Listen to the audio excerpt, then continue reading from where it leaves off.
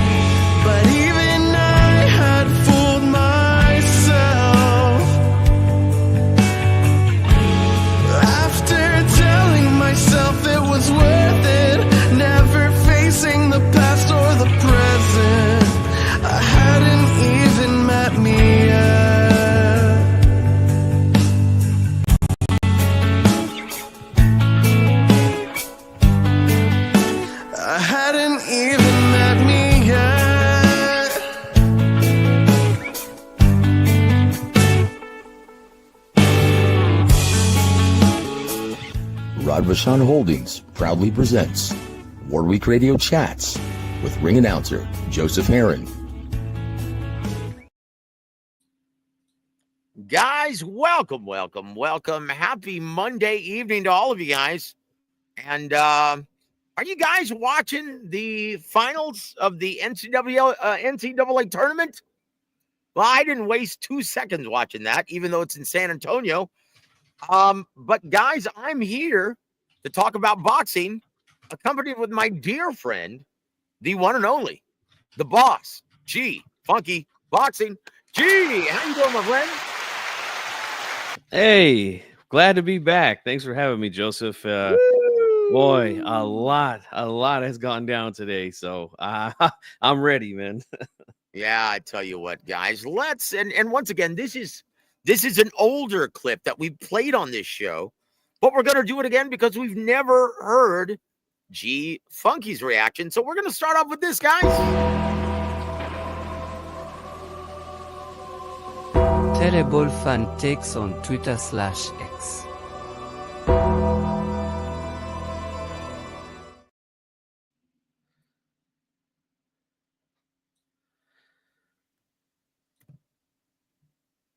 Can we see it yet? Oh, there it is. Yeah, there I it is. see it. There it is. Okay, here we go. Ready? Got to enforce it, push. He's got to activate mandatories. Now, when he does it, you're arguing against him getting the fight. Make up your mind. Yeah, you should have fucking did it with the man that matters. He should have fucking activated with now? Canelo, not fucking nobody. Bivol. We don't give a fuck about you stripping Bivol. Fuck a Bivol. You should have stripped Canelo and make a statement with stripping Canelo. You didn't strip Canelo. You decided to play nice with the WBC because you knew the WBC wasn't gonna fucking strip Canelo. Now you want to play. Wait a minute. This guy's hooting and hollering and yelling because he got called out on being an idiot and a hypocrite. And he answered his own damn question. Yeah, he just answered his own question. Hey, do you want to hear any more? No, I think we've heard enough. This guy's an idiot. Yeah. Funky, your thoughts. And he said no one cares about stripping Bivol. But apparently, there are a lot of people who care about that for some reason. It's geopolitics even. What? Yeah, the weirdest, the weirdest stuff. And this goes to show you guys, I've been saying this for a long time, and Joseph as well, that a lot of these guys that have these channels here, big channels, they're a bunch of con men, phonies, frauds, liars, carnies. They'll do anything to keep the narrative alive, Joe. And it's so bad right now that they're using, like you said, geopolitics. I have no idea why they would even use something like that to keep this thing alive. But right now they're doing chest compressions and mouth to mouth to keep this thing alive, man. It's sad, bro. Yeah, like, dude, look, we'll address and put in our 2 bits later. But let's keep going with the nonsense, shall we? Let me know when you can see this, brother. This is something that Steve Kim, the Thomas Sowell of boxing, reposted. It was according to boxing, right? Who posted this? Whatever that is. That's a guy I have muted too. So go ahead. Yeah, okay.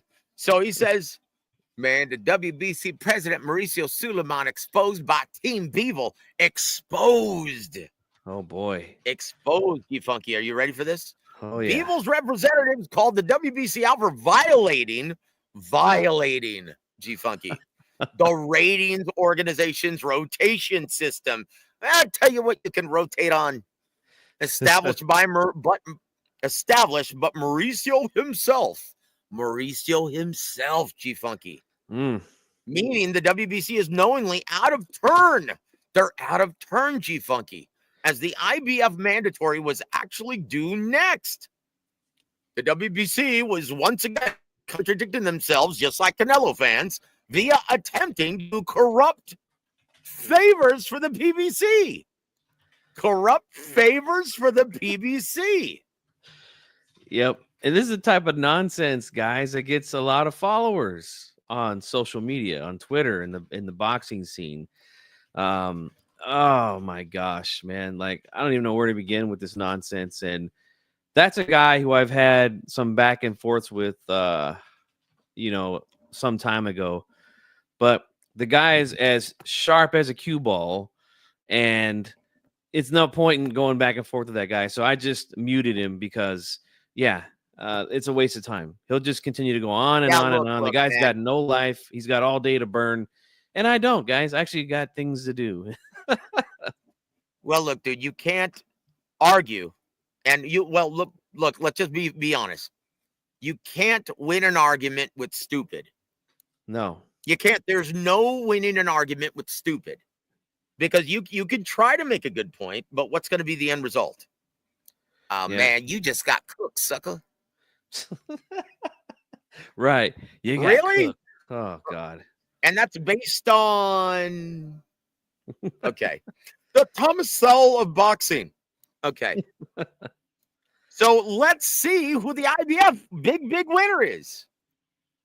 Dun-dun-dun. Michael Eifert, who just lost, who Arthur Beterbiev didn't want to fight. Who? Michael Eifert from Germany. Hey, he's Germany. Michael Eifert. And then behind him is the Grace Papaya. And under him, if he chose not to fight, would be the dreaded Connor Wallace from Australia.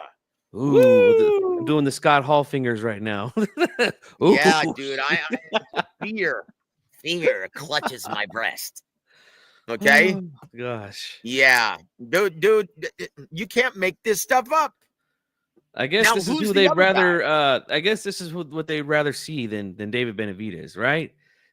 well, let's keep going. The WBO is Callum Smith, and that's not a bad fight, but he already got his ass whooped by Arthur Beterbiev.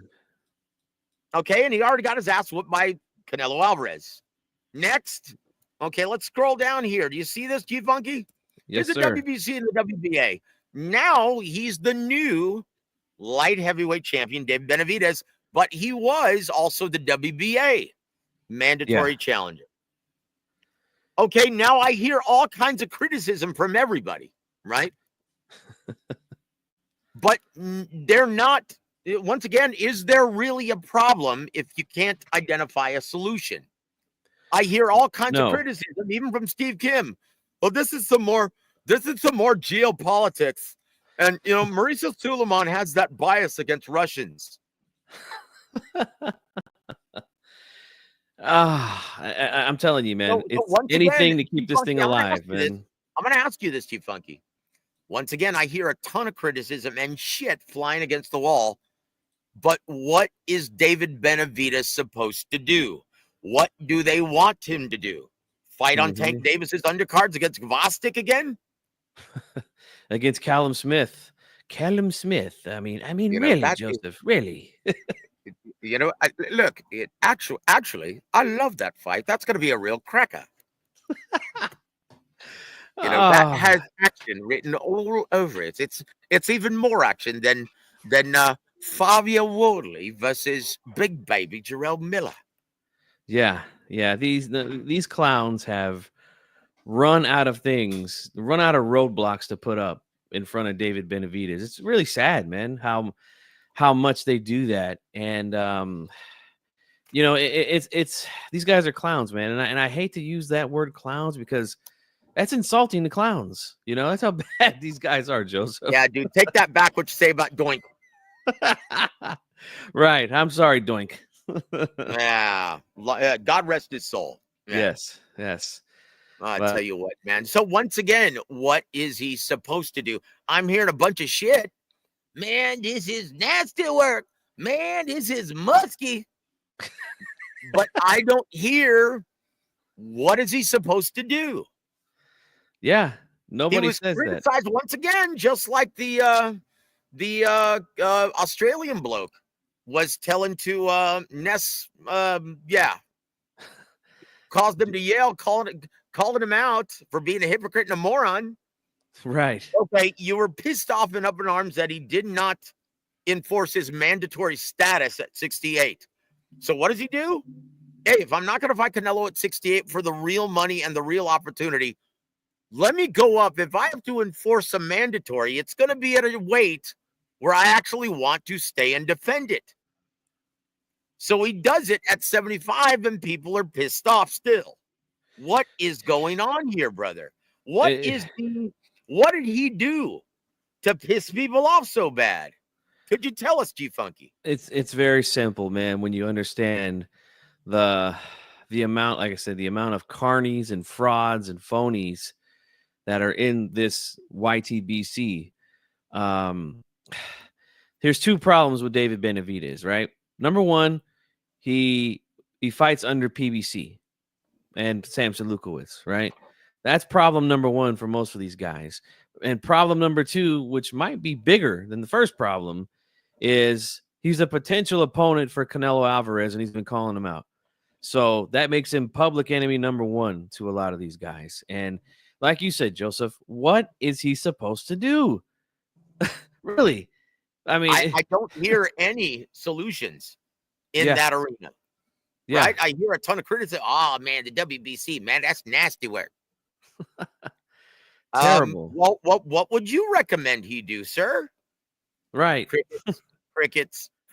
That's all I hear are crickets. Mm-hmm. So, guys, let's say, what would you recommend that David Benavidez, guys, our extended family members in the chat, let's say hello, right? Hey, my nephew, Tony Manzano. Good to see you, my friend. And yes, welcome back, G Funky. Hey. T. Sanders, good to see you, my friend. Also, my brother, a.k.a. Hot Rod Rodney Evans, he says, man, boxing is full of feces, man. Like, Joe, please explain how is this logical and the right decision, man? Like, I'm so tired of the sport and the BS. Well, look, he's not the only one, guys. Diego Pacheco just ducked out of negotiations with Christian Mbili at 68 to fight who? Yeah, one of the Village people, Trevor McCumbee. Really? Yes, sir. Oh, boy. A guy that's coming off a knockout loss. How do you like that? Wow. I don't like that decision at all. Once again, guys, Rodney is right on the money. And once again, it was ordered to start negotiations between William Zepeda and Shakur Stevenson. What happened? Well, someone was promised a number from Turkey. And, hold on. Shakur, I've got a number one right here with your name on it. Let me give you the one gun salute, buddy, from the tri-state area. Unbelievable, man. Unbelievable what's happened in the last couple of days. Rampant in boxing, guys. And once again, Turki Al-Sheikh, hey, I'm going to make the best fights. Dana White, hey, I'm going to make the best fight. The best guy, I'm going to fight the best. Really, Baldy? That's going to be a neat trick. All of these guys in the American market, and now, because of Turki Al-Sheikh paying non-ticket sellers inflated purses, now you're starting to see those guys, it wasn't a serious offer. It was not serious offer. No, it's not a serious offer. That's my brother Vadim Kordolov, right? Who's the manager of Dimitri Bivol. So now he's going to get that bag. Oh boy. Well, good luck with that, man. You know what? I say this. To hell with all of them. Turkey Al-Sheikh, you can have those pampered bitches all day, all night. Take them to Riyadh. Take them to Riyadh, Saudi Arabia. I don't care. I'm still waiting for the merger to be announced between PBC, Pro Box, and Top Rank so we can start seeing some real fights. So we can start what do you say back to the pecking order system of boxing, not just, hey, I want that big bag. That's it. Yeah. And I should have saved this for the show, but I didn't. So shame on me for that. But this is for that beautiful French accent. Terrible fan takes on Twitter /X. That's Kenyan, dude. Kenyan. I get no respect at all.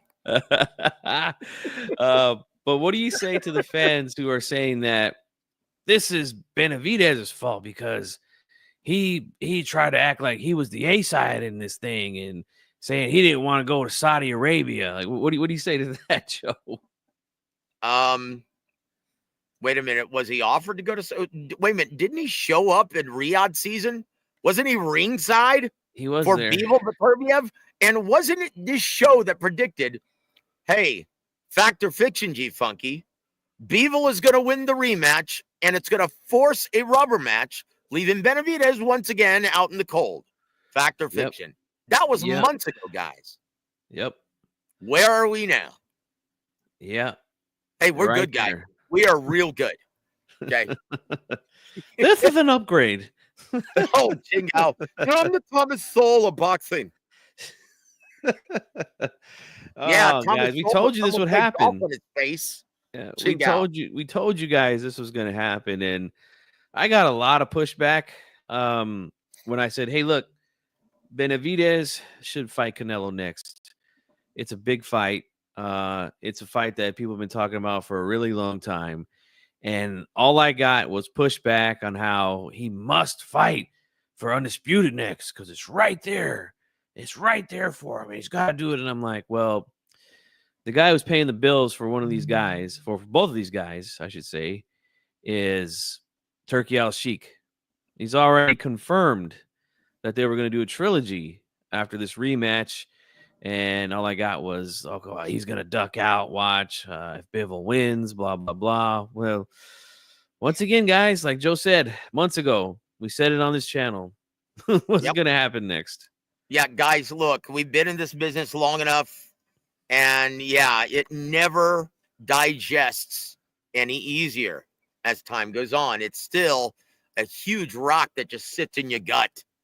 And it's a big pain in the arse. And I tell you what, Hot Rod, thank you, brother, for being here. Thank you for the comment. And we feel your pain, my friend. Outlaw, how you doing, my friend? Hey. And yes, G Funky is indeed back.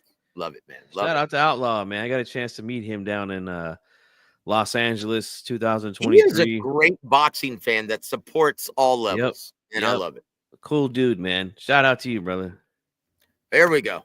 Anthony Manzano, my nephew, says, how some of these people get channels and Twitter accounts is beyond me sometimes. I wonder if YouTube just does it for entertainment and so does Twitter. So does Twitter. Okay. Hey, I saw what you did there. Look, guys, like who's that Panzon Mugroso? Tascado? Delusional facts, block? Facts. Yeah. Delusional block? Yeah. Chingal. Dude, I remember someone put together a collage of just him saying facts. And I'm like, dude, what did someone run out of barbacoa and Big Red? Chingal. Dude, Panzon. Dude, he is the, dare I say, the Mexican 2-ton, the grotesque. Yeah. These guys, what's funny is these guys think because they come on social media and pick one of the most popular fighters to hug nuts, right? Just hug nuts all day long, and they get a little following from that. They think that that's doing something, you know, like, dude, I could very easily do exactly what you're doing. The difference between you and me is that I'm a real motherfucker, all right? And I would never do some fake shit like that. I don't come on here and just say things to get people riled up or to drive clicks. You know, I don't make shit up when I go to sleep at night after I do these shows, Joe, I sleep well. I sleep real Yes, well. and it's next to a woman, actually. Yes. And there it is. Every night. Yes, there it is. He's not gay. There it is. Yes, I said it. Anthony Manzano. Good observation, brother. Because look, this is Steve Kim. This is an upgrade. Now, Al Bernstein, aka Snagglepuss, is, this is a very important punch. Pay attention to this. But yes, they're quite similar. So good observation. That's funny. Hold on. This is a first for me. Joe and G, where does the narrative that WBC only favors Mexican fighters, where has that come from? Maybe because WBC is based out of Mexico, but that's not the case, guys. Right. Correct. Let's see. Do they only support Mexican fighters? No. Maybe, but who cares? Look. I'll say this. It's a lot better. At least those guys have balls and are willing to fight whomever. The IBF, where do they dig up their mandatory challengers? Oh, I know, huh? It's weird how it always seems like the IBF will come up with some obscure guy from an obscure country out of nowhere that no one's heard of, and it's like, what the it's strange, man. It's strange. Yeah, dude. Hey, this guy, he's from Poland. His name is Yakov Smirnov. Yeah, right on. He's even though he's ranked 25 in the world, he's the mandatory challenger for the IBF. Yep. It's strange, he's got man. Big wins over another name I can't pronounce. Over Gesundheit. Over Gesundheit. Over Vitus Marozia.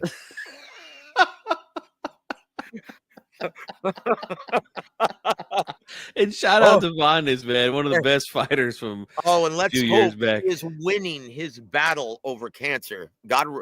God be with him. Godspeed, my friend. We need to get Vandes back on the show. That's a hilarious guy, man. Yeah, great guy. Man. Even though he seems to have a couple of million twins on the earth, doesn't he? Yeah. Did I just say that out loud? Doesn't it look like all Armenians have the same father? It's like a bigger version of Vic Darchinyan, huh? And there it is. Can Sam. Doesn't he look like Vic Darchinyan? I always thought he looked like an Amir cat, though, didn't he?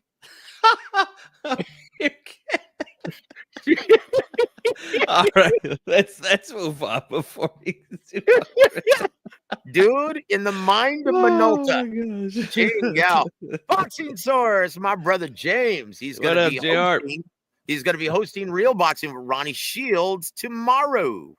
And I tell you what, one of the hardest working men in this business. Love you, Big James. Says, what did I say last week, Joe? Yeah, I know. Once again, we're good. We're good on this channel, guys. Yeah, shout out to the boxing source, man. If you guys haven't subscribe. That's a real boxing guy there, man. He came all the way out here to California to a club show that I was helping with here, and he's a good guy, man. Subscribe to the channel. Hey, and you know what I just found out, G Funky, and I told you this off the air, but this is going to be my very first time doing my Al Bernstein impression on May 10th. Apparently, Miguel Flores, the little brother of Ray Crooked Face Flores. And he's going to be running point, doing blow by blow. And I'm going to be, this is a very important punch. Pay attention to this. The keys to victory. The keys to victory. Throw your jab often. Yeah. I promise you, my keys to victory are going to be much, much better. But I'm excited. I've never done it before. So this is going to be fun. So look for that, guys. I'll drop the link. It's going to be on the local ABC affiliate here in San Antonio, KSAT 12, and it's also going to be available on KSAT12.com.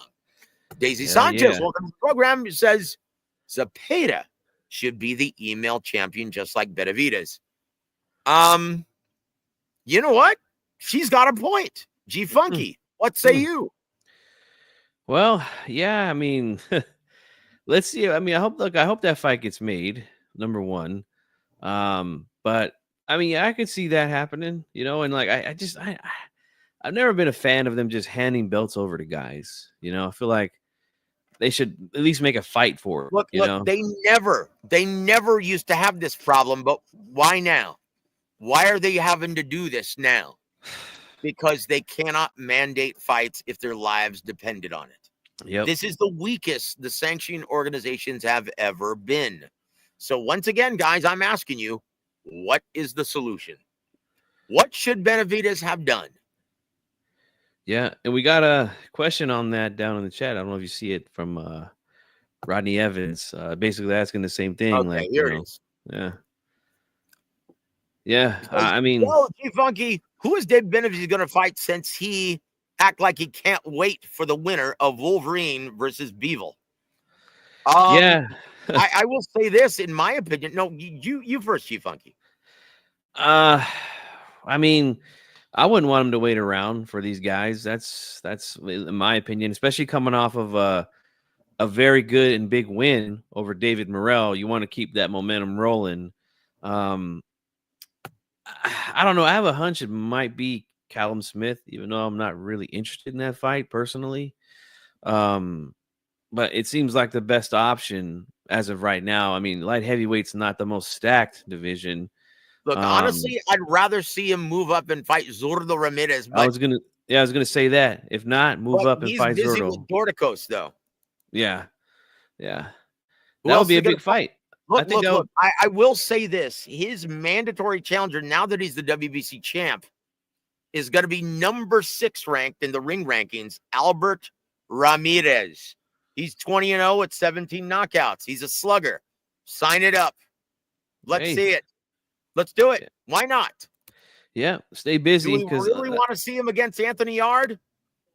No. In the immortal words of Lennox Lewis, been there, done that. Look at the state of his face. The state of his face. I was just getting to him. Look at the state of his face. He would have been knocked out. Oh, that's good shit there, Joe. You look at the state of his face. I was afraid he was going to bite my wheelie. If he wants to test, I put him to rest. You know what? No man test. Lennox is the best. So, hey, dude, Alberto Ramirez. Let's do it, homie. Let's look at his fighter info, shall we? Yeah, let's take a look at that. All right, let's put this on the screen so everyone can see this. Albert Ramirez. Let me know when you can see this, homie. All right. I can see it. Let's see. He's 20-0 with 17 knockouts. 6. He's a southpaw. 6 foot from some kind of South American country. What is that? The Venezuelan flag? Yeah, I think so. Okay. And this would be the mandatory, huh? For Benavidez. That would be his mandatory challenger. He's the next guy in line. Yes. Well, I mean, I honestly, that looks like a good option, to be honest with you. Well, it should result in an all-action fight, not like one of these American fighters who looks like they're afraid of their own shadow. Yeah, for sure, man. You know what? Then once again, that's the solution, guys. All these prima donnas who want that bag, and he promised me a number of men. He offered me a less number. Well, you know what? Sit your ass down. Guys like Devin Haney, guys like Shakur Stevenson, guys like Teofimo Lopez who price themselves out. And guys, it was just announced it's going to be taking place at Madison Square Garden, and it's going to sell about 2,000 tickets. Richardson Hitchens is going to be defending his title against George Kambosos. Guys, can we say this is going to be Kambosos versus Devin Haney, part 3? I mean, golly. Yes. He's going to do the same exact thing that Haney did to him. One punch and wrap him up. One punch and wrap him up all night long, man. And Kambosos isn't going to be able to do a fucking thing about it. It's going to be a terrible fight. I'd be more interested in watching my grass grow right now, Joe. Hey, look, it's springtime and the fescue is growing nicely. So I think I'd get more entertainment out of watching that than this fight, man. Fucking terrible. And there it is. And there it is. Hey, there's Coach Joey from Boxing Gems. Guys, always very insightful stuff. Good to see you, my friend. Guys, if you haven't already, please go subscribe to Boxing Gems and go check out their supplemental info, which is all the juicy stuff on what is that called? That pay platform? What's it called? Oh, yeah. Is it oh, good Lord. I forget. Slipping my mind too, man. Good Lord. So anyway, thank you for being here, Coach Joey. We love you. Can you highlight Jesus M's second comment down there? Oh yeah, this one. This business belt crap is bogus. Or no, there's another one down there. Bivol versus Beterbiev has to be for all the belts to know who is number one. 175 with all belts unify. We've already seen it, guys. Yeah, twice. This Joe, let me ask you this. I don't know if I've ever seen two guys fight 3 times in a row like this consecutively. We've all seen trilogies, but never back to back to back like this. This is a first for me, man. The only thing I can see are 2 guys who are on their way out, which was Gaddy Ward. Yeah. That's even they had, I think, a couple fights in between, right? Before they did the third one? I don't think so, because this was their last hurrah, at least for Mickey Ward. Maybe you're right. Yeah. Maybe I forgot about that. Gaddy, he hung around a lot longer than he should have and got his lip split open. Dude, that was disgusting. Yeah. By the dude on the Contender. Alfonso Gomez. Yeah. Alfonso Gomez. That was ugly, dude. So I wanted to address this one here where Jesus M says, how many chances does Kambosos get? And that's a good question because, he hasn't done dick since he lost all the belts to Devin Haney a few years back. Yeah, and look, as we just check it out. saw, he can't sell tickets anymore in Australia. That's why they're putting this fight in New York. No, from what I heard, the Australian fans are packing those places for his opponents. And I think that this kind of proves it from his last showing. But look, check this out, Jesus M. You guys aren't going to like this, but it's true. Oh, it's true. After this fight, after he loses a unanimous decision in a boring fight against Richardson Hitchens, he's still got one big fight left, guys. And then he's going to be gone. And that is a rematch against the guy who he beat, Teofimo Lopez. Oh, he's still got one more. I'm telling you, Joe, that fight's going to happen. It's going to happen, man. No, look, it's not going to. Well, look, the only way I can see it happening is if Teofimo loses and you know what? It's going to happen because he's going to lose. Dude, the soothsayer. Funky Boxing. Well, I'll say this. I don't know. Even if he doesn't, I think that's a fight that Lopez wants. I really think he wants to revenge, get that loss back. And like you say, man, I can't do Emmanuel Stewart like you, man. But if you don't get that win back, it ain't gonna look right. Yeah, well, look, you're gonna have to get that win back. You know what? If you were gonna do it though, you should have done it right away, Pendejo. Yeah. Instead of blaming everyone and their mother for you losing. Chingao. Hold on. Jesus M. Daisy, take care of my light work here for me. At this point, belts don't matter. Bivol and Beterbiev have had all the belts at one time.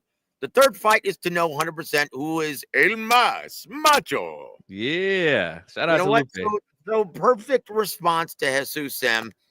Once again, who gives 2 shits about the belts?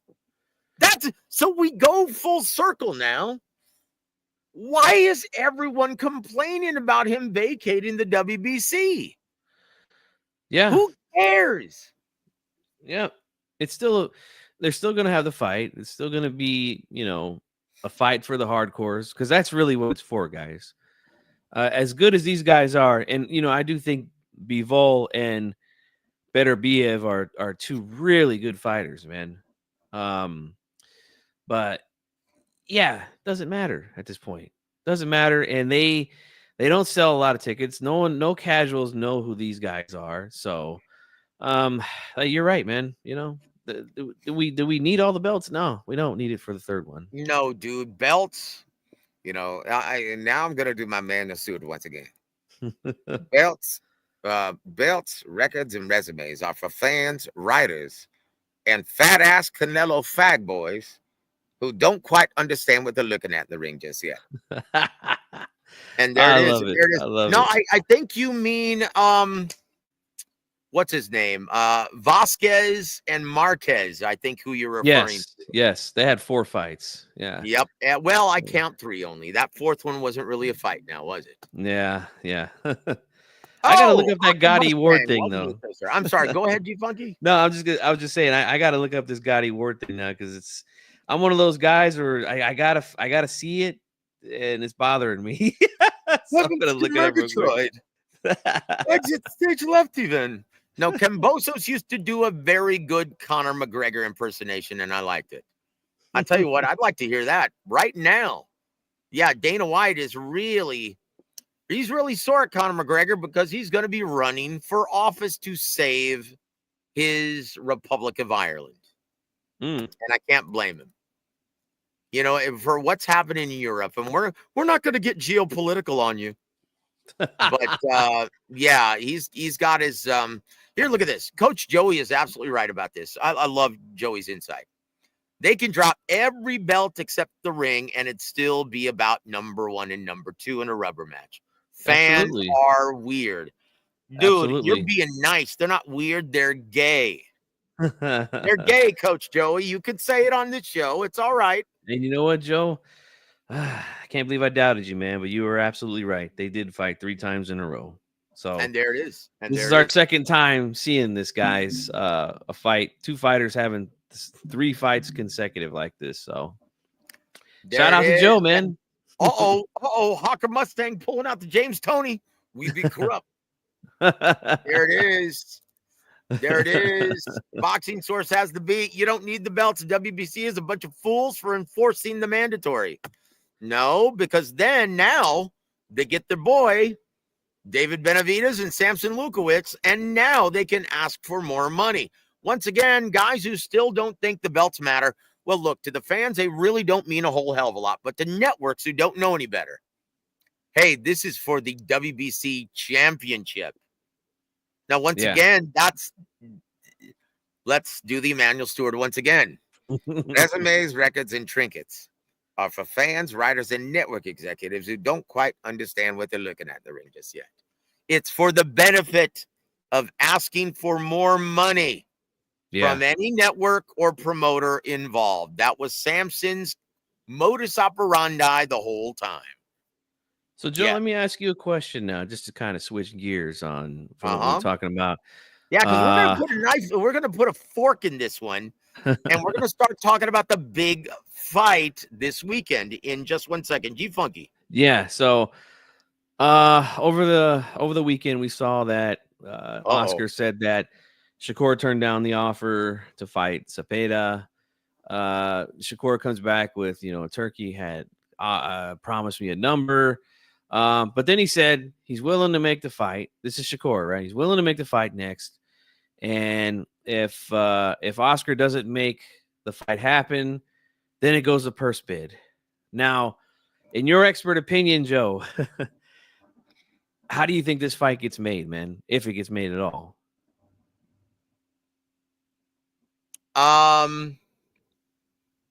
Look, unless Turkey Al-Sheikh funds it, it's not going to get made. Because let's just be honest. DAZN, this is the first time they've ever made money. Because of Turkey Al-Sheikh's involvement and he's paying for everything, it's not coming out of the pockets of DAZN any longer. Right. They're just paying for the licensing fee. And obviously, it's at a very reasonable rate for them to only charge $24.99. So do you really think that they're going to pull money out of their own budget to fund Shakur versus Zepeda? And that would more than likely have to be on pay-per-view out of necessity. Can anyone say Haney versus Prograis? Yeah. Terrible. Prograis once again? Guys, that is a money pit. And do you really think DAZN is looking to waste any more money in the American market any further? No. Unless Shakur Stevenson comes to reality and quits beating his chest about a pay-per-view that didn't sell shit in the American market. Oh, man. See, they doubted me. Oh my gosh. Let's Was talk that about not that for a second, G Funky, because I Yes. haven't gotten your opinion on this yet. Shakur Stevenson last week beating his chest about 340,000 purchases for the last crescendo. And he's claiming that as a victory on his market value. Guys, you can't make this shit up. I'm sorry, man, but that was some of the funniest shit I think I've ever seen, man. And look, this goes back to what I was saying earlier in the show, guys. These guys, they come on here, make these accounts, they hug nuts, and this is where it came from. Two-Tone, a guy who's known for hugging Shakur Stevenson's nuts like there's no tomorrow, put it out there that, this fight did 340,000 pay-per-views worldwide, and it's because of Shakur Stevenson, guys.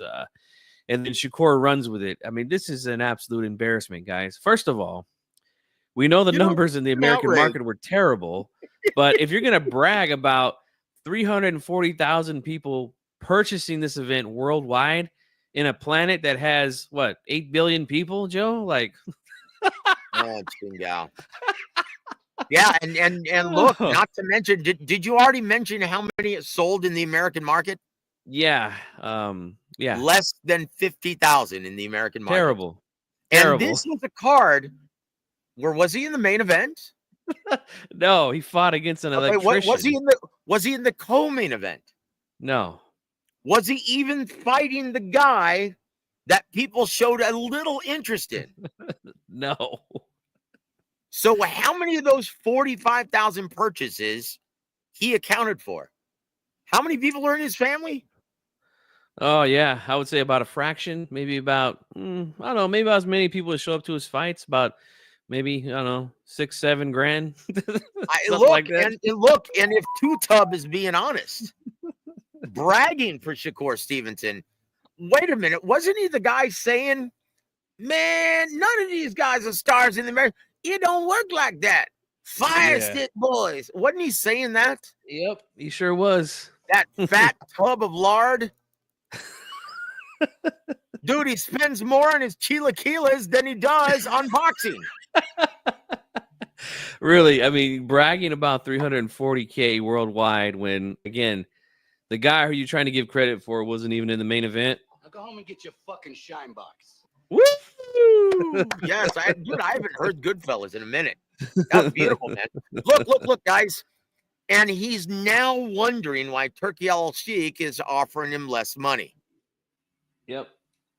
I thought he was a rock star, though, man. Yeah. Look. Anthony Mazzano says, the one I can't stand is, and it's sometimes super annoying, is the boxing voice. Yes, sir. Yeah, and he's on there. He's on there, you're man. Right, he is on there now. He is on there. So, yeah, after 340K from Rockstar Shakur, this is what Turkey Al-Sheikh had to say. I said, all right, I'll tell you something. Go fuck your mother. Yeah. Gotta love Baby Yoda. I mean, Joe Pesci. Isn't that awesome? And look, I will say this. Hawker Mustang has the beat. Do you remember this? Shakira Stevenson said he doesn't want to be the co-main event on the Canelo Bud Crawford card. Did he say that? Wow. Yes. I missed that one. He said, wow. oh, man, me and Tank, it's going to be the biggest fight of the year if we make that fight. It's going to break records. Good Lord. Yeah, that fight, dude, with the way this guy thinks he's supposed to get paid, that fight will never happen. Wait a minute. Isn't he in the same camp as Terrence Crawford? I don't know if it's in the same camp, but I know that they're friends. Okay. That makes all the sense in the world then now. He's probably being advised by Bill Haney and Terrence Crawford. Delusional much? Yeah. Dang, dude.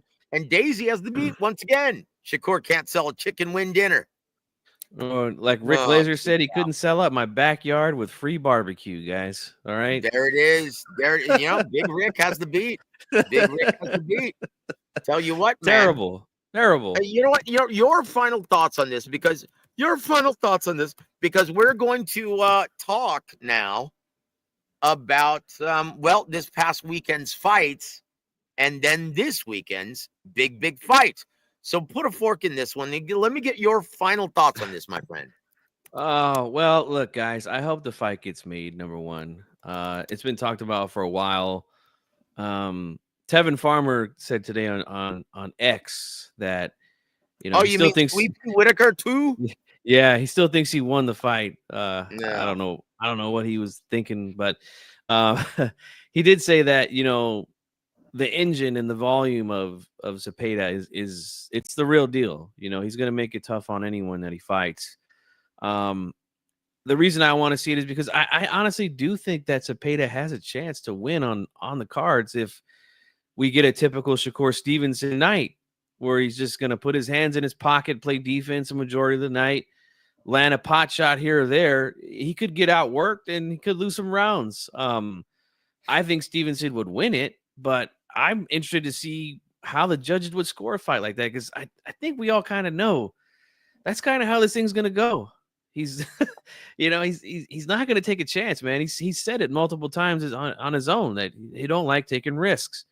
So we'll see what happens, man. I hope it gets done, but unless he comes off of this cloud that he's sailing on for some reason, where he thinks that he deserves this kind of money, we're never going to see him in with any names, guys, and then especially Tank Davis, because he's going to ask for a ridiculous amount of money to fight Tank. It's never going to happen, guys. Oh my gosh, dude. Oh my gosh. And look, no, I made a comment to you earlier, and we'll keep that one off the air. You remember about the two guys at the negotiation table? Yeah. Yeah, we'll keep that one off the air. But I will say this: it's time for maybe, just maybe, it's time for Rick Glazer's Twitter watch. Bing! Thank you, Teddy. Thank you, Teddy. Let me know when you can see this, my friend. I can see it. Okay. Rick Glazier just dropped this baby on April 6th at 12:40 a.m. I'm convinced Joe Joyce's face is attracted to leather. Oh, and speaking of the devil, that's Rick Glazier. Oh, how about that? Yeah, he says, I'm convinced Joe Joyce's face is attracted to leather. Tough way to make a living, but it's very profitable. Can you say drunken sailor? That was terrible. Man. Hey, you know what? Keep going. Talk about this. I'm gonna send Rick Glazier a text. Tell him I'll call him right after the show. Okay? Yeah, sure. No, I agree with Rick. Defense is not going to be something that Joe Joyce is ever going to be a wizard at. That's for sure. And on top of that, he's very slow with his punches. But he is a fun fighter, man. And he's getting paid good money for what he's doing. Thank God for him that he's fighting in the UK, because those fans are great fans and they will continue to support their favorite sport no matter what. They don't care how many times these guys lose. I mean, look at Derek Chisora. He still draws good crowds. The guy's got 20 losses, something like that. They're great fans over there. So as long as he's, in good health and everything, and he feels like he can still fight, then hey, more power to him, man. But yeah, he does take a lot of clean shots, and he got hit with a lot of flush shots against Filip Hrgović on Saturday. You mean against a very out of shape Filip Hrgović? Yep, both guys look slow as hell, man. Slow as molasses in there. Look terrible. Dude, I'm sorry, man, but it looks like, look, giving Filip the benefit of the doubt, he was a last-minute replacement for the shot Dillian White.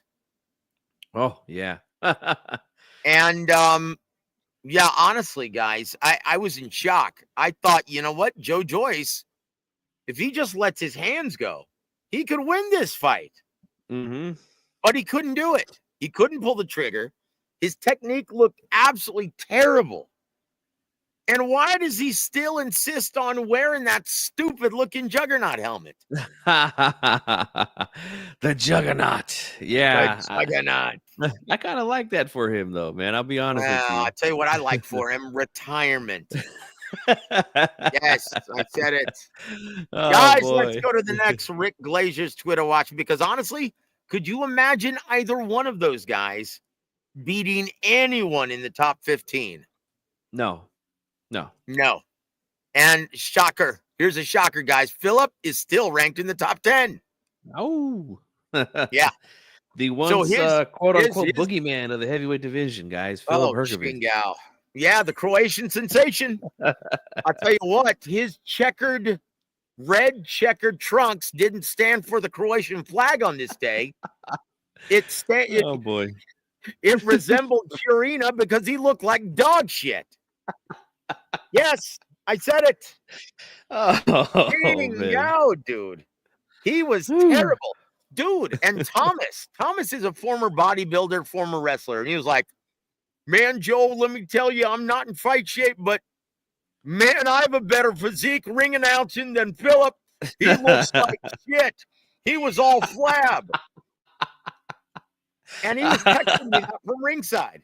Yes. Yeah, no. Let me here. We're going to read a news segment called Thomas Triber's tweets during the fight, right? Or texts during the fight. How do you like that? Oh, that's great, man. He texted me during the fight, and it said this. Hold on, Chingao, dude. This is hilarious. And he goes, 2 words I would bet my life the announcers will not say during this fight. Fast hands.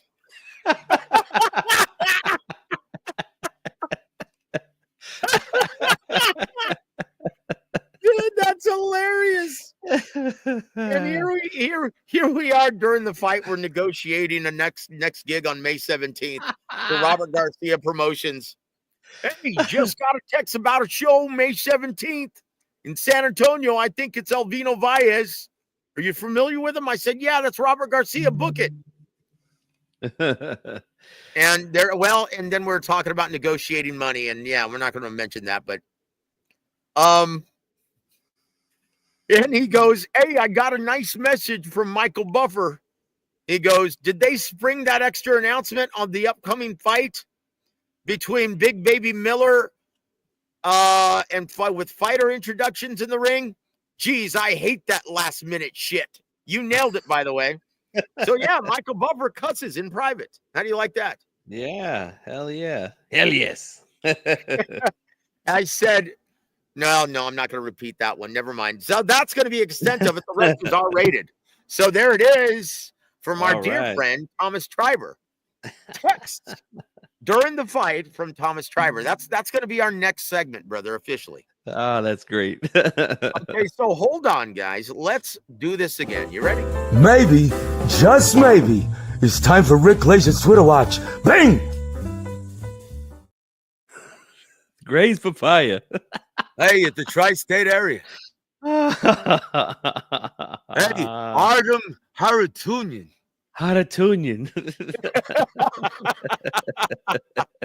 Richard Torres Jr. is a TV-friendly undefeated heavyweight with an Olympic silver medal around his neck from an area of the country that loves boxing, the Central Valley area in California. That's the Fresno metro area. That's where Top Rank should be building him as an attraction like they did Jose Ramirez. Common sense at times is very uncommon. Yeah, that is definitely a head scratcher because they promoted a lot of big shows with Jose Ramirez there in that area. Mm-hmm. And it's a proven market when you got a local attraction there. I agree with him that he's a TV-friendly fighter for sure. But there's definitely some things that I would like to see Richard Torres work on in the pro game here. A couple things that I think are going to hold him back from getting close to any kind of elite status or becoming a world champion at the heavyweight division. But we'll save that for another time. But I agree 100% with what Rick is saying here. They got to do a better job. They can make some serious money with that guy if they promote him right. You know what, man? I'm going to say this loudly and clearly if you haven't already ascertained. But it's become blatantly obvious that Bob Arum is no longer steering the Top Rank ship. Yeah. Because this is Look, and I'll say this, and this is in the immortal words of a top rank exec who will remain nameless, but he said Top Rank has become unrecognizable. It sure looks like that. I can't disagree with that. Yep. And if you guys noticed, I mean, the fight was in what looked like a theater type setting in a casino in Vegas, but the place was packed and the place was loud during that main event, guys.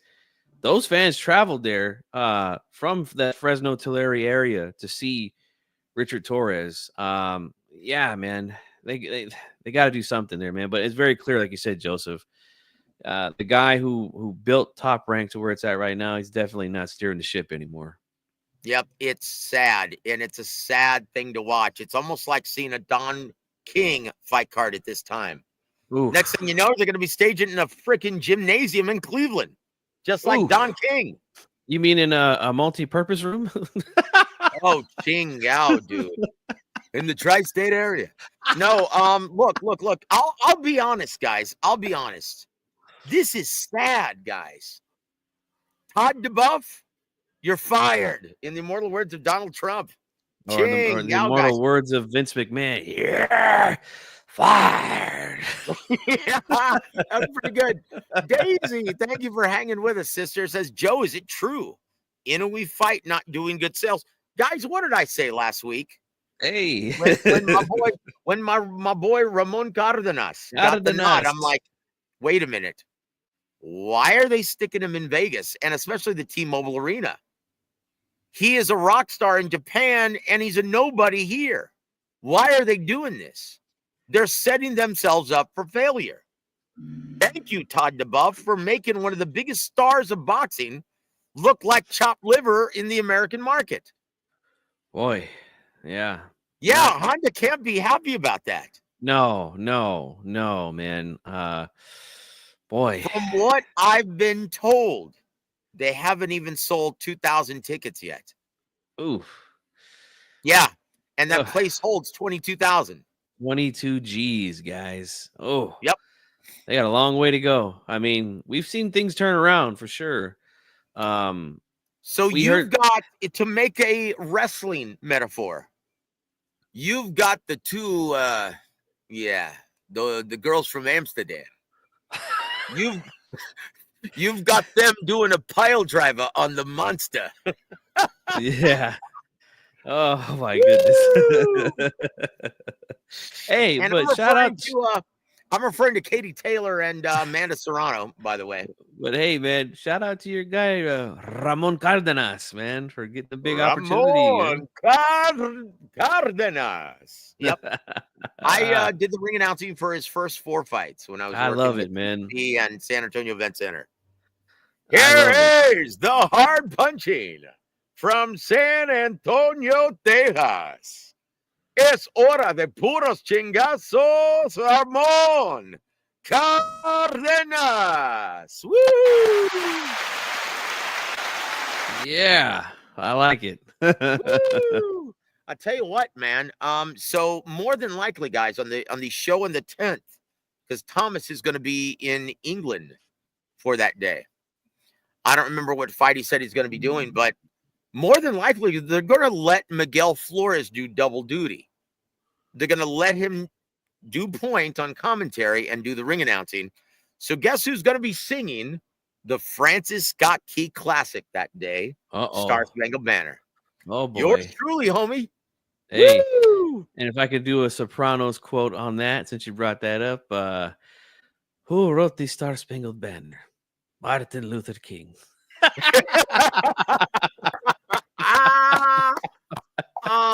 Fierro was a bad dude. Oh, guys, Joseph and I, we both love The Sopranos. If you don't watch it like we do, you wouldn't understand what I'm saying. But if you're a fan like us, yeah, you got that one. Hey, to the victor, go the spoils.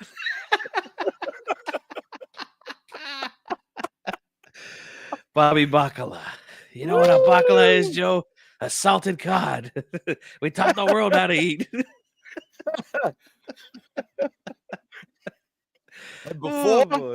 and way before. Woo-hoo! Oh, Chingao, guys. Oh, this is too much fun. Oh, Chingao, guys. We got one more from Rick or no? Oh, there we go. All done. No, boxing source says, but I also have a source who says that who could be steering the ship is basically directing it into an iceberg. Yes. Oh boy. And James, you already know, brother. Once again, if you're asking the question, you already know. And that's it. That's it. Look, guys, we've got one more from Rick, Big Rick Glazier. So hold on, before we go move from Greg Brady, right? Barry Williams, right? What grade would you give his performance against Guido Vianello? Vianello, yeah. I thought it was a fun fight for sure. I think the right guy won it. I want to give a ton of credit, and I'm gonna give him a hand because I like this guy, man. Thomas Taylor, referee Thomas Taylor. He got in there right away and put an end to that holding shit because Vianelli was doing his best impression of Devin Haney for those first three rounds, guys. Klitschko. Yeah, Klitschko. Yeah, it was fucking terrible. Jab and grab, baby. Jab and grab. But because he got in there, warned him, and then took a point, guess what happened, guys? After that, the fight turned into a good, exciting fight.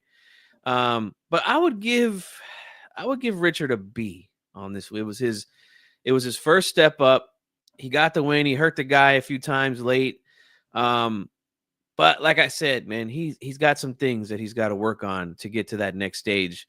And, we saw it. Hopefully his corner and Top Rank, saw it and they could address those things. And, he can have a much better performance the next time out. Well, I tell you what, he needs to learn if he's going to be a small heavyweight in the ring in the land of giants. He needs to learn how to fight behind the high guard and move his head while he's trying to close the distance and not just lunge in from mid-range. Yeah. Come on. Time to add some more skill sets, man. Look, you're already at the 10-round level. Yep. It's already too late. That's what the 4, 6, and 8-round levels are for. Come on, Greg Brady. High guard, baby. High guard. Come on now. Let's go to the final Rick Glazer's Twitter watch. Let's do, he said this on April 5th at 11:52 p.m. right after the fight. In Australia, Tim Tszyu easily dispatched Joey Spencer. The only thing that Spencer showed was effort, as he was totally outgunned.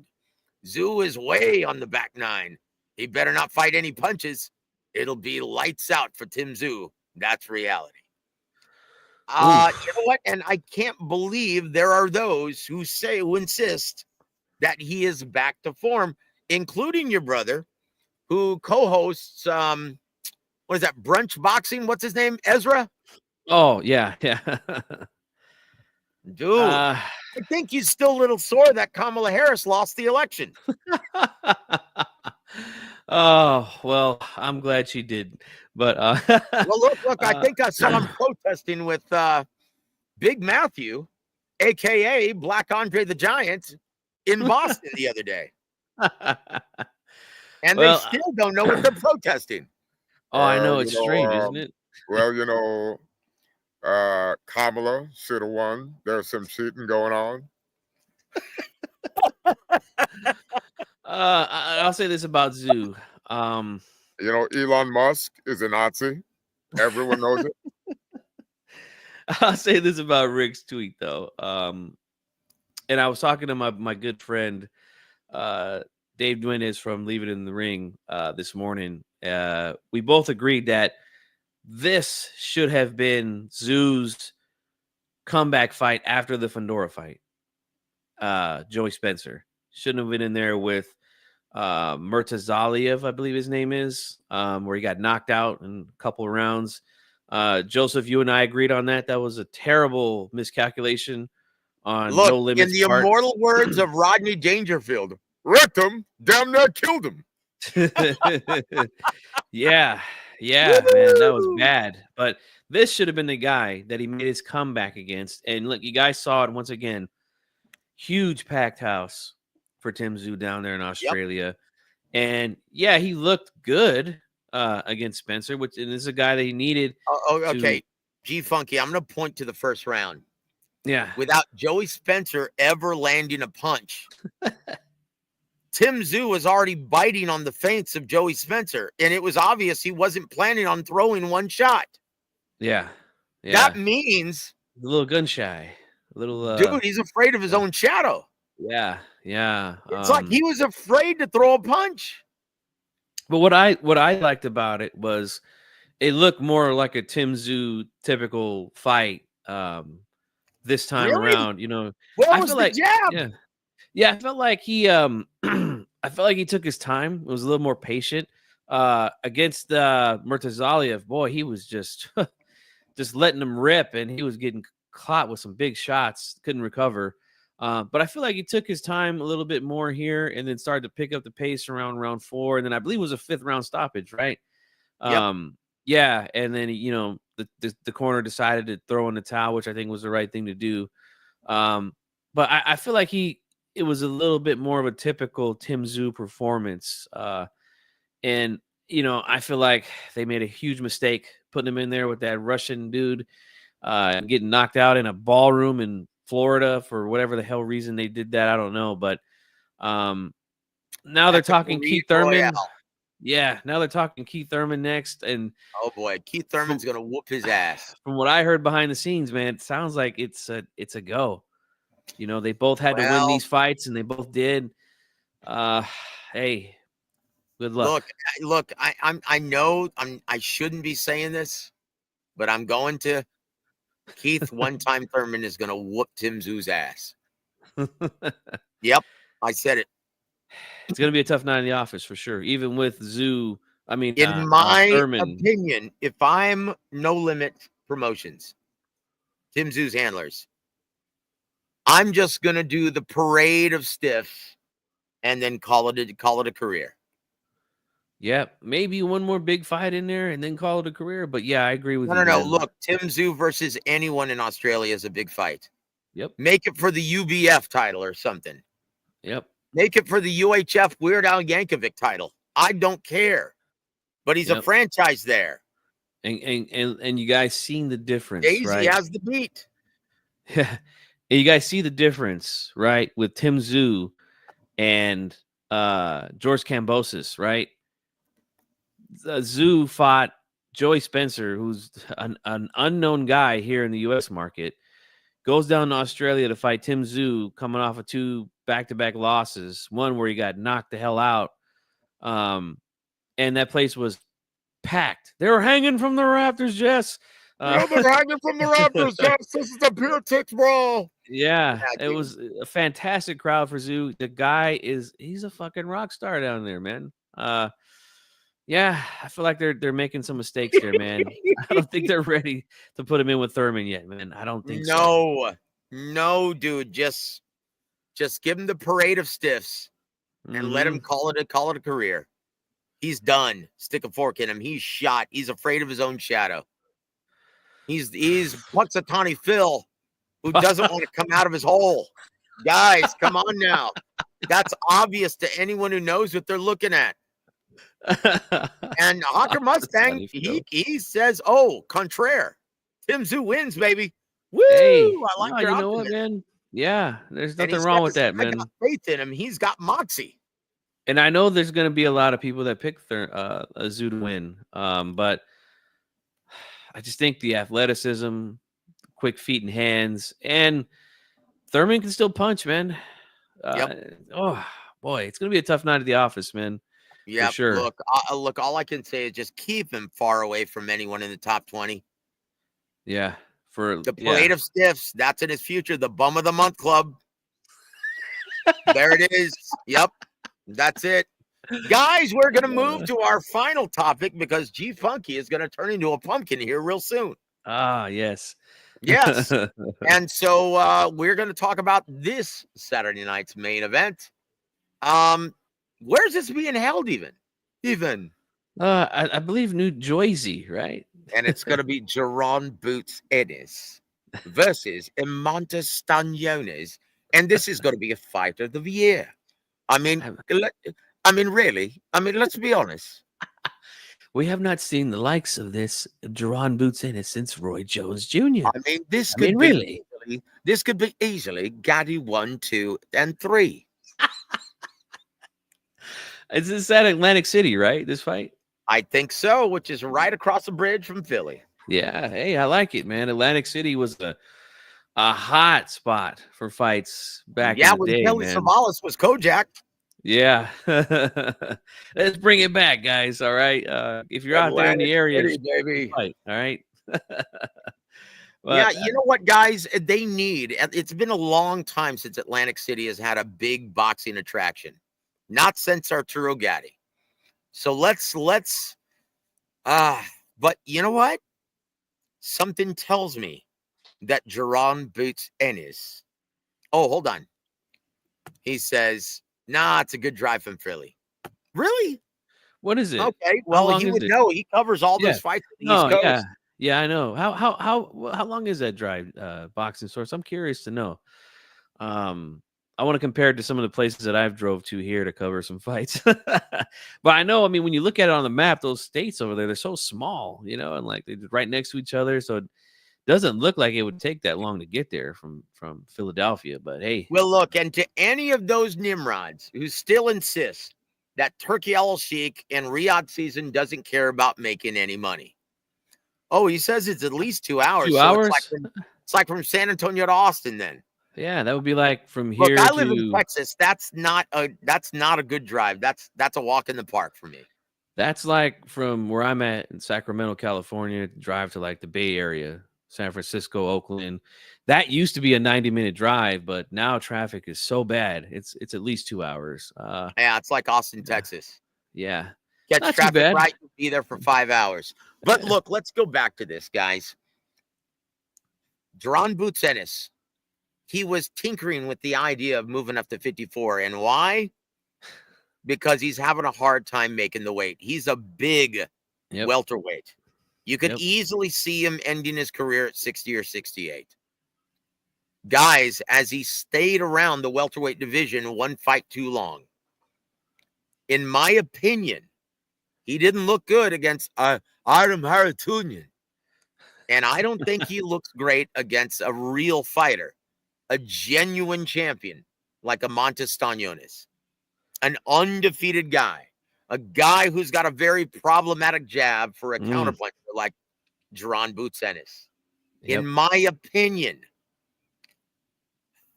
I think he gets up this Saturday. He gets upset. I think he gets upset this Saturday. Oof. Either that or he's the beneficiary of a very terrible decision in his favor. Man, you make some great points, Joe. And for most of us who've been watching boxing for a long time, I'm gonna see if I can pull this one out of the archives for some of you guys that are listening to us live here and that'll listen to us after. But long time ago, there was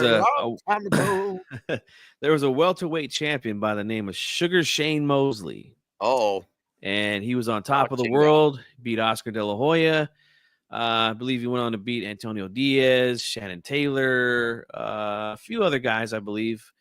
Then he fought someone named Vernon Forrest, right? Ronnie Shields fighter. Yep. And I remember, you know, Vernon had a win over him in the amateurs, and you know they had history. But kept them out of the Olympics. Yeah, exactly. But make a long story short, he ends up beating the hell out of Sugar Shane Mosley in a 12-round fight to become the welterweight champion of the world. And I remember one of the first things that Larry Merchant asked him was, you know, Mosley was a guy who, you know, a lot of us considered pound for pound number one, looked unstoppable, tremendous speed and power. How did you beat him? You know? And he said, look, it's very simple, Larry. And you young fighters out there that are watching this, remember when I say this, when you fight a guy that's got tremendous speed, use your jab. That's all you got to do. Use your jab. And like you said, Joe, Staniones has a tremendous jab. Power Very jab, intelligent fast one. jab. Yep. Yeah, intelligent jab. It's a jab, guys. One of the best in the game right now. It's going to give Boots some problems on Saturday for sure. I think he loses. Yes, I said it. Let's take a look at the odds, guys. Because I tell you what, once again, I don't like this fight for Ennis. I never have. And look, I don't care. I don't care what you guys say. You're going to see. You're going to see that. Look, and the odds are absurd, dude. Ooh. Do you realize that according to the MGM book, the MGM bet in Vegas, Ennis is a minus 750 over the Lithuanian badass. And Stanionis is a very wide plus 460. Does that sound reasonable to you, my friend? 460? Yep. Is that what you said? Well, no. Look, that may have been when it was announced. Right now, Jaron Boots Ennis is a 4.5 betting favorite. 4.5 to 1 betting favorite, with Amantis Stanionis sitting at a plus 333. Wow. That's still way too wide, guys. Wow. I'm Guys, sorry, insane. but I'm putting down this weekend. I'm calling my bookie in Vegas. Putting down some long green on Amantis Stanionis. I was going to say this with the crooked face. Yes, I was going to say the same thing, man. If you guys are playing with some house money out there, hey, drop a few coins on Stanionis, man. Those are good odds. Real good odds. Hold on. James, I love you. You're my brother. Styles make fights. Stanionis is there for Boots to tee off on him. That's what you said about Daniel Dubois when you were live supporting your boy, Anthony Joshua. And you said this too. You lose your money, Joe.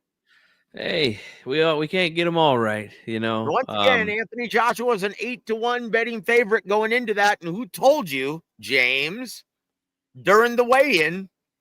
Yep, I don't like this fight for Anthony Joshua. I think Triple D is going to pull off the upset. And I'm saying it again now. Amantis Stanionis, guys, is going to pull off the upset. You're talking about Jaron Boots Ennis, who looks like he's a biscuit shy of middleweight. He's killing himself to make 47. And I'm sorry, it's going to reflect it in the fight. That jab's going to give him trouble, man. I could see it. And that hook off the jab. Look, if he was getting hit with that many left hooks from Haratunian. Was it Haratunian or was it no, it was Haratunian. Kachizin, Karen. No, Karen Chikatsian. You're right. Yeah. Karen Chikatsian. Gesundheit.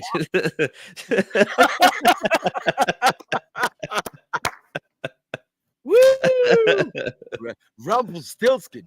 No, look, guys, if you were getting hit by all those left hands by Karen Chikatsian, then yeah, he's in trouble. And I'm saying it right now, guys. Amantis Stanionis is hungry, and he's an excellent fighter. And yeah, you're going to see a very, very difficult fight for both men. But I see Amantis Stanionis just freezing him with the jab. It's a good, fast, stiff jab, guys, and he knows how to work off of it. And once he establishes that jab, man, it's going to be difficult for Boots, man. And, okay. Brother Juice, welcome to the show, sir. Good to see you. Says Stanionis unfortunately doesn't have a chance. No matter how good Stanionis' jab is, the jab is the most counter punch. Really? Tell that to Tyson Fury against Deontay Wilder. Guys, look, when you work with an intelligent jab, not the volume shit jab that Spence had, but when you have an intelligent jab like Amantis Stanionis, you mix feints. You mix touch jabs with hard sticking jabs to the body, chest, and head in different intervals. It freezes a counterpuncher. Yeah. Ask Canelo Alvarez.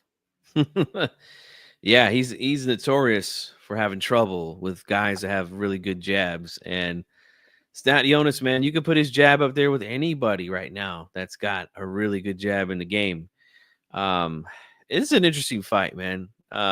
Glad you brought it up, man, because it's flying under the radar with all the nonsense I that can't we're hearing. believe our main event of the evening was Benavidez and Bivol. Right. And this could very well easily be a fight of the year candidate. It's fight of the century, Joseph. I mean, really. I mean, look, this should be a Vegas fight easily. Now, this one, instead of the monster versus that San Antonian. Cardenas. That no one knows. Cardenas. from the Alamo City. Home of the Alamo. Oh, speaking of the Alamo, brother, Ooh, shit. Charles Barkley was once again in rare form. Man, y'all got some big old bitches, man. Well, look, I will say this. He's not lying. He's not lying. No. Eat them long donuts, what they call them, churros. Man, I tell you what, those women, they're man, they keep on eating those long donuts. What do they call them? Churros. Them long skinny donuts. Man, they spend too much time at the Taco Cabana. Whew, that's funny. I tell you what, the boxing source says an absolute cracker, mate. Look, let me. And if you're wise, you'll put some money on a Montes Staniones, lad. You put a couple shillings on a Montes Staniones. A Montes Staniones. That's right there. It rolls off the tongue almost as well as Liam Perro.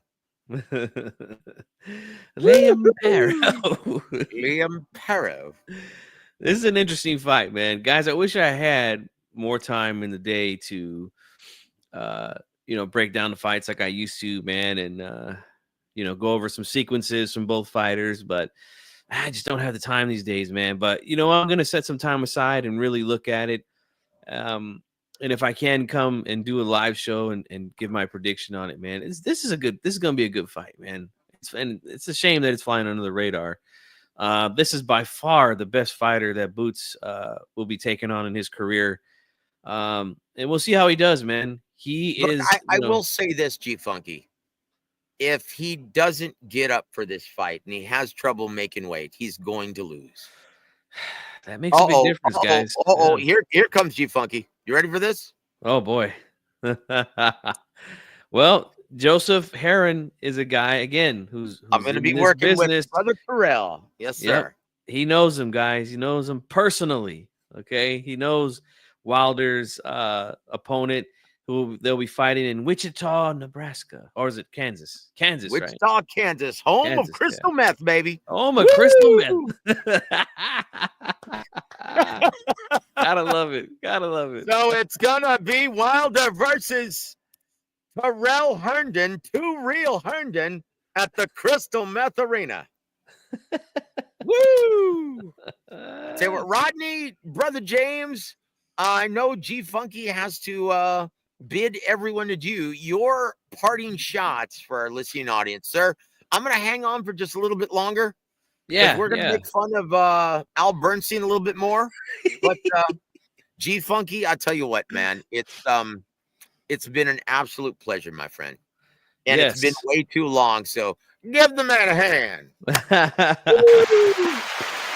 Oh, shout out to RoboCop. What a movie. And can you fly, Bobby? So here, before you leave, though, I want to give our brother Hot Rod the opportunity to say hello. Hot Rod, welcome to the show, sir. How you doing, Joe? How you doing, G-Funk? I'm good, man. Nice to talk to you, man. Man, gotta ask y'all questions because I don't understand this sport, man. I don't get it. I really Dude, we're don't in get this it. business and we don't understand it half the time, brother. It's like, Joe, like when did the tables turn? When it go from the best versus the best to this bullshit now? Like you telling me you couldn't wait? You couldn't just take a stay busy fight. So you talking about you want to fight for legacy? You only got one belt.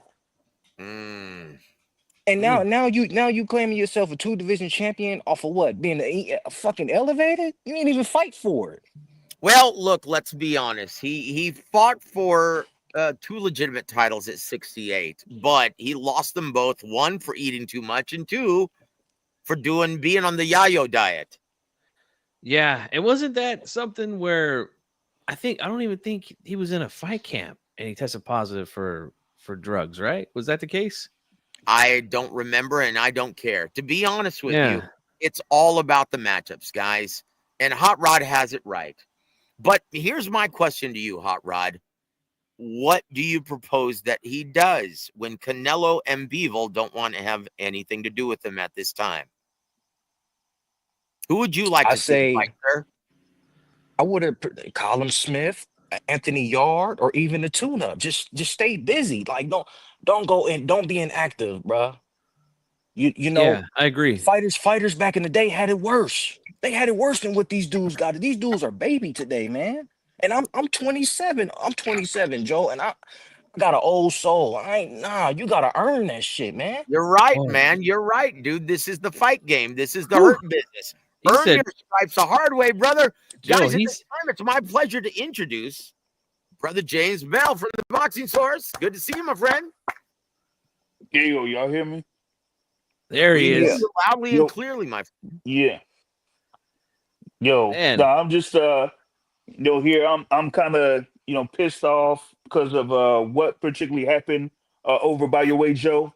Just what about an hour or so ago when that trash ass team out of Gainesville wiggled their way Oh. into getting a damn win. Oh, Florida Freaking won? choke. Oh, Chinga, Freaking look, guys, Houston choked. it was Oh, happening wow. right down 410, and I didn't watch a minute of it. And it was a big what to do here in San Antonio. They were talking about it all week, Oh yeah. and I don't care. Hey, And it when was we the host the first round games here, man, it's a big deal. And hey, I'm there. Well, look, everyone right now is downtown partying, but yeah, I don't live that life anymore, man. I'm in bed right after this, brother.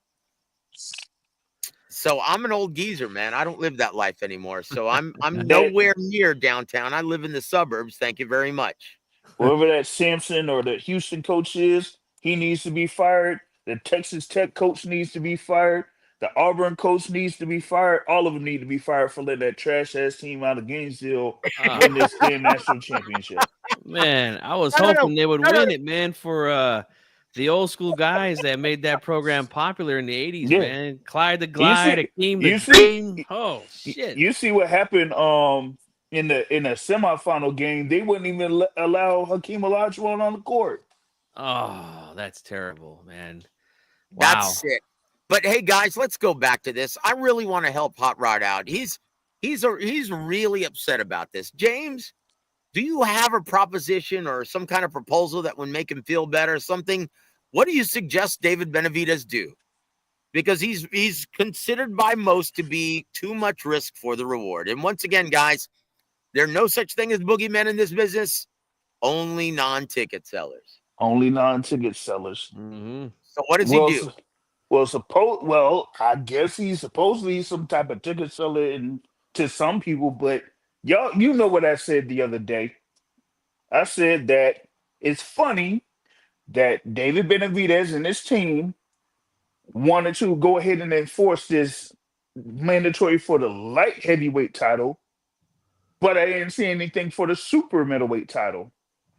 Hold on a second.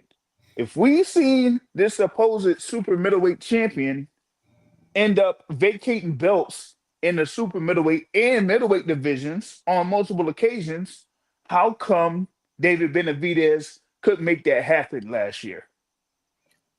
Dude, are you really bringing that up? Dude, you sound like your brother Matthew there, man. That's silly. Dude, you're in this business. No. You know the answer to that. No. Are you really? I'm sorry. Go ahead. Joe. Like you said, I'm in this business. Yep. I brought this up. Yeah, I brought this up on your show last week.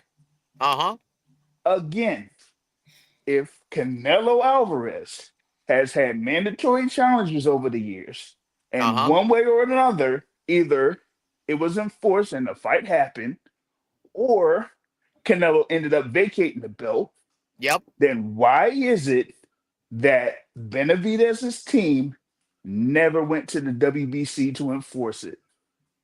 It's very simple because they knew what the outcome was going to be. And if they're going to defend a title for no money, they'd rather do it in a weight where they don't have to kill themselves to make weight. How difficult is that to understand? The only reason why he was hanging out at 68 was because of Canelo. Canelo, yeah. It's not that hard to understand, Big James. Yeah, but that's again, that's Quit not. smoking what Matthew and Ezra are smoking, brother. Come on Hold now. on, Joe. And I mean that respectfully. Joe, don't do that. Don't do that, Joe. I mean it in jest. Don't- You know that I love you, man. Come on. Don't do that, Joe. Because I'm saying that it's interesting that that particular thing happens. But in that sense, wouldn't that say that people that were talking about Benavidez doing what he was doing kind of like don't have as much of a case as they do? Because remember, there was a point where David Benavidez and his father said, you know what? We're not really that concerned about the Canelo fight. And this was before he even moved up to light heavyweight. Because they knew it wasn't gonna happen, James. I don't even see why we're bringing this up. Because to be honest, did you see Benavidez show up to the Canelo fight ringside? But because he did for Bivol W.A.W. And he didn't know that they already had a 3-fight deal locked up. They already had the rubber match. That's what Turkey wanted. He didn't know that. He genuinely thought that he was going to force Bivol's hand and make that fight. Did they not? That's hilarious. Hold on, listen. Did they not engage in a negotiation process? Yes, they did. They had no idea that Bivol was going to ditch the belt and never had any intention of making that fight happen.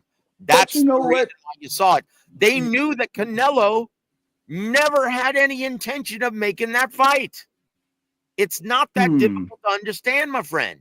Yeah, but hold on, though. If I'm not mistaken, Benavidez, yes, he was in attendance for Bivol Benavidez too. Yep. Bivol W.A.W. too, right?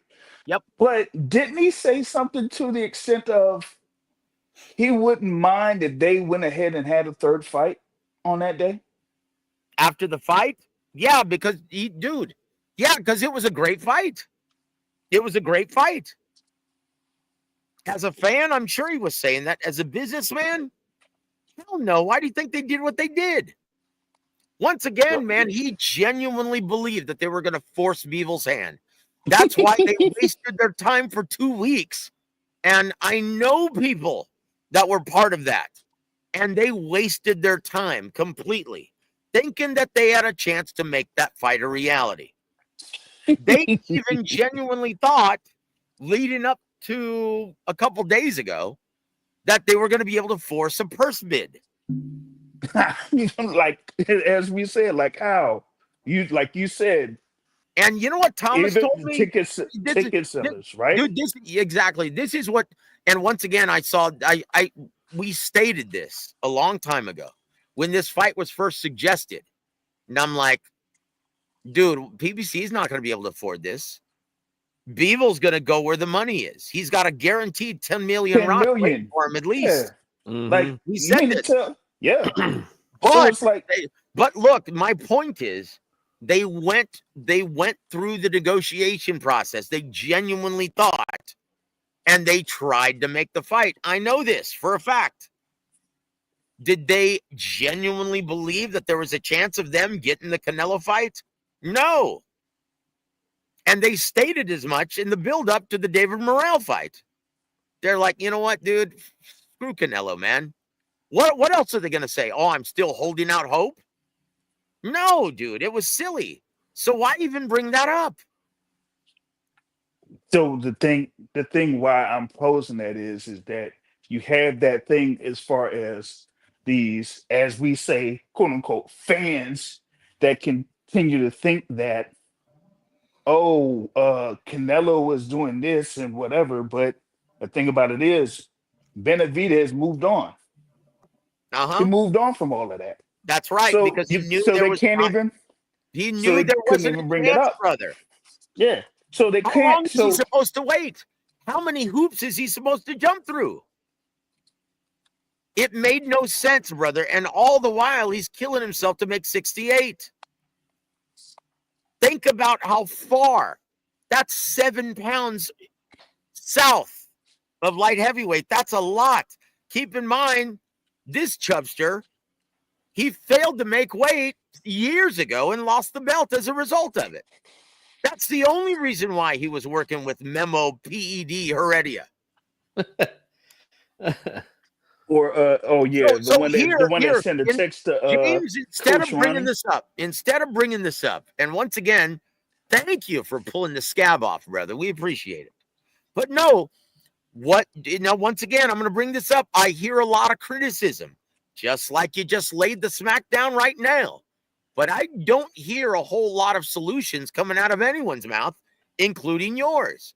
What is he supposed to do? For the WBC, he don't have anything. He basically doesn't have anything. Who? Okay, here's my question then, right? So he goes up to 175. His first bout is for the interim title at 175. So if you have this thing here where both of the champions basically at the time, Beterbiev and Bivol, are locked in to a fight, then what else can you do? And now here we are once again with Bivol, that, as you said, is a non-ticket seller, is gonna go for the money. Yep. They ain't gonna like Samson Lukowitz or Luis Cubis or TGB. They ain't gonna have no 10 million for no Bivol. No, and I don't think anywhere near. That's right. And once Anywhere again, near. they tried though. They tried. But once again, you're not telling me what is he supposed to do. I hear a lot of criticism coming out of everyone's mouth, but come up with a solution, guys. What is he supposed to do? All right, here was one. I think. What did you suggest this to a certain extent? I did. Callum Smith, great fight. Well, that's one, but there was another. That's in another division. Oh, Zurdo Ramirez. He's busy with dos tipos. Hey, wait it out. See if you can get Zurdo. How about Albert Ramirez from Venezuela? He's 20-0 you talked about knockouts. Yeah, you talked about that earlier. Let's see that. Let's see that. That's a great fight. That could be a knockout good one. artist. And I wouldn't mind seeing him against the lefty Zurdo at cruiserweight. Albert Ramirez is a southpaw also. Yeah. I think that would be a good fight, man. And, Zurdo's got a little bit of a following. It could be a big fight, I don't think it'll break records, but it could be an interesting fight, Hey, guys, let's say hello to our dear friend, Udis. Guys, if you haven't already, please go subscribe to his channel. He's very insightful. And he goes, man, what a shitty way to become a champion. 2 nobodies and an email bloke. I can't stand the way that they do that, man. I hate that. Look, back in the day, it used to be you had to fight for the vacant title. Yeah. I mean, have a number 1 versus number 2 or whoever's available to fight for it. Okay, so why does Benavidez bring up Canelo's name every chance he gets? Pretty much every single interview he does. Well, he's calling him out. Why does anyone bring up Tank's name? Yeah, and I mean, to keep it fair, he gets asked a lot about the Canelo fight. Almost every interview he's on, people ask him about it, and so, but that's the thing that irritates me about the whole situation is like there is a demand for that fight. People can say all they want about him. Oh, he's not a big attraction. No, he's not the biggest attraction. The biggest fight that Canelo could be involved with at this time that doesn't include Jake Paul. Yeah, I agree, man. Because there is a sense of danger there amongst casuals. Like it's almost like the Triple G effect. When Canelo beat Miguel Cotto to become the WBC champion. at middleweight. People demanded to see that fight next because there was a lot of people that felt strongly that Triple G could whip his ass if they fought. Guys, quality of opposition matters, especially when you're undefeated and you're knocking everyone out, especially when you just beat an undefeated badass from Cuba named David Morrell Jr. Hey, James, do your Mike Tyson impression. Yeah, I mean, what are you talking about, man? I mean, this is ridiculous. Why are you asking me to do it? Guys, at this time, it's my pleasure to welcome Uthis to the Warwick Boxing stage. Uthis, welcome to the show, sir. Hello, guys. Hello, Hi, guys. man. Thank you. Thank you for letting me. Well, it's getting worse every day. You know. Wait a minute. Maybe you can answer me something. Why do all the referees and all the ringside judges, why do they all have the WBC stamp in Mexico ringside? Does the WBC control all that shit? Are they the cartels of boxing in Mexico? It's a tremendous question.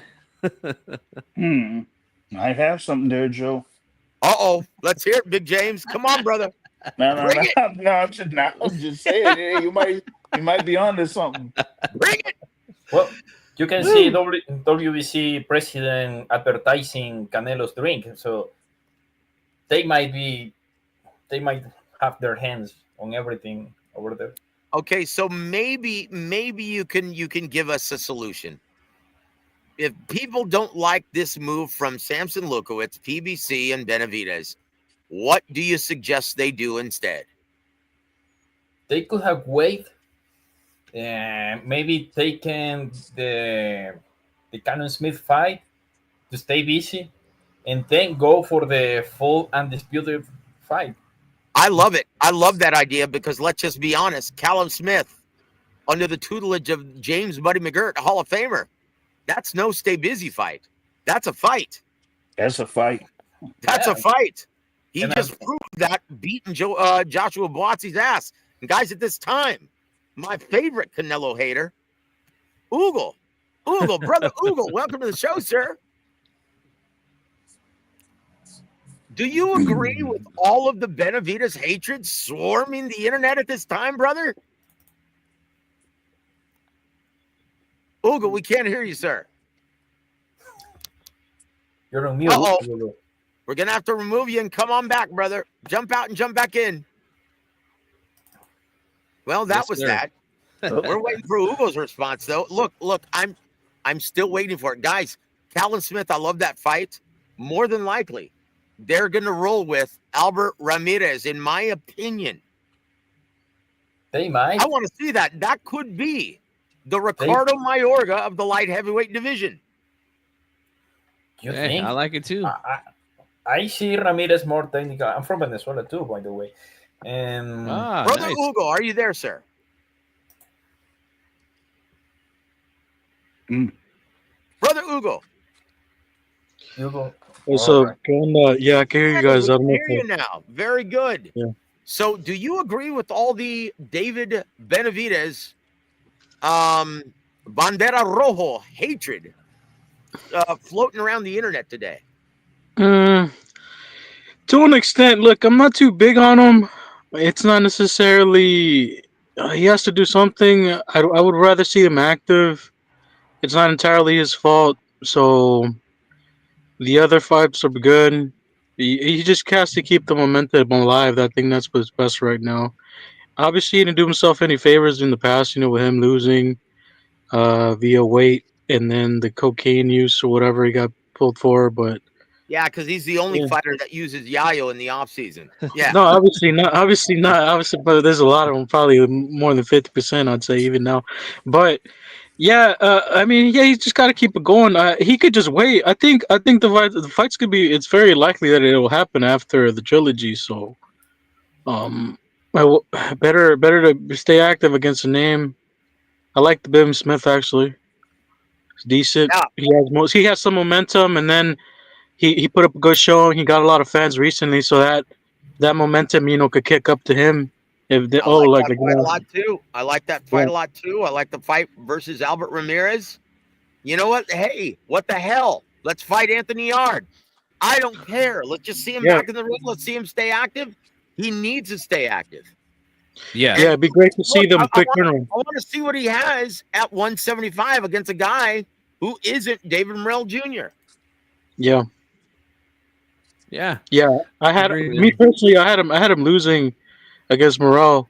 At least on paper, it should have Morel should have dictated the whole all aspects of that fight. He just came up short, whatever. He You know, didn't listen to Ronnie inexperience. Fields, and he was. Look, I already know the reason. I'm not going to say it on the air, Yep. but you know, Big James. Yeah. So, Hot Rod, you're a little quiet over there, brother. What say you? Which fight do you prefer at 175 for David Benavidez? As I said earlier, I prefer either Colin Smith, Anthony Yard, or Tuna. So, does he win both of those fights? In my opinion, I don't know about the Colin Smith, but I think he beats Anthony Yard, though. Honestly, I think because when you look at the most effective punch from David Morrell Jr., it was that short, compact, quick left hook on the inside. That's Callum Smith's money punch. I think it gives David Benavidez a lot of problems, and I love that fight.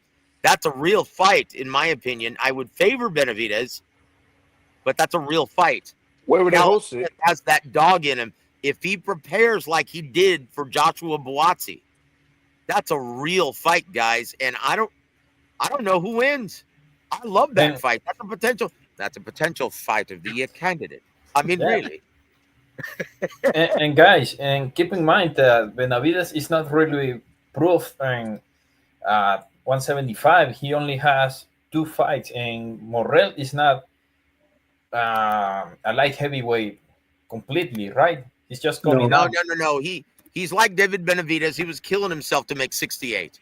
He's a Exactly. natural 75 pounder. In the amateurs, they competed at 72.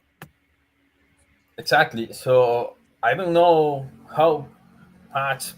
I don't really see Benavidez like beating to the punch Yard or Callum Smith because they are real 175 guys. Well, this is what Dave Benavidez had to say. Yeah, I just got the news that Bivol decided to vacate his title instead of fighting me. Now that makes me the WBC world champion at light heavyweight. This is not the ideal way for me to become a world champion, but nevertheless, I'm now the WBC light heavyweight champ of the world, and I intend on putting the best fights. That's what he said, best fights. What, is he stealing that line from Dana White? Because I don't see it. I saw his father a couple of hours ago on one of these Jose Senior? Spanish, yeah, and one of these Spanish channels, and he was talking about Jar or Callum Smith, but they contradict themselves every time.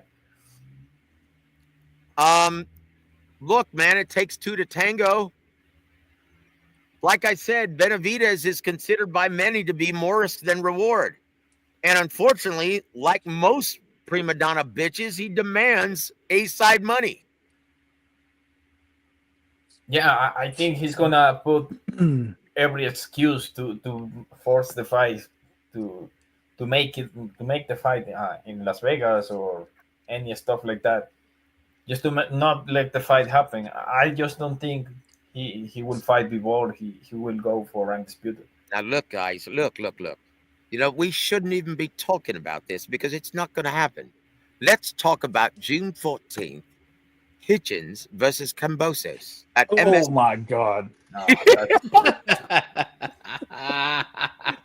Oh, come on, Joe. Ooh, Joe, I'll let you talk about that with these guys, man. I'm going to jump off, man. But I already gave my opinion on that. I was just kidding.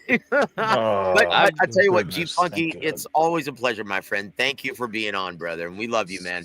It's been way too long, my friend. Yeah, man. We'll see, man. I'm going to try to make some more videos on my channel, but I got things coming up with the family and whatnot, and that's always more important, man. But all right, thank you guys for the time. Before you leave, your final prediction for Ennis versus Stañones this Saturday night. Oh man, I got to think about it some more, man. It's still early in the week, man. So, my prediction after right now, it's going to be a really good fight. I think very competitive fight. There it is. Can't decide on a winner right now, though. But yeah, thanks for the time, guys. I appreciate it, and I'll be listening into the rest of the show, guys. Have a good night. We love you, G. Thank you for being here, my friend. Take it easy. Guys, that was the incomparable G Funky Boxing. So we're going to go around here and we're going to get your prediction on who wins this fight and why and what you think the outcome is going to be. We're going to start with my brother Hot Rod. Hot Rod, who wins the fight this Saturday, unification for the WBA and the IBF welterweight championship of the world? I got Stanionis by decision. Me too, brother. There you go. There you go. Why do you feel that way?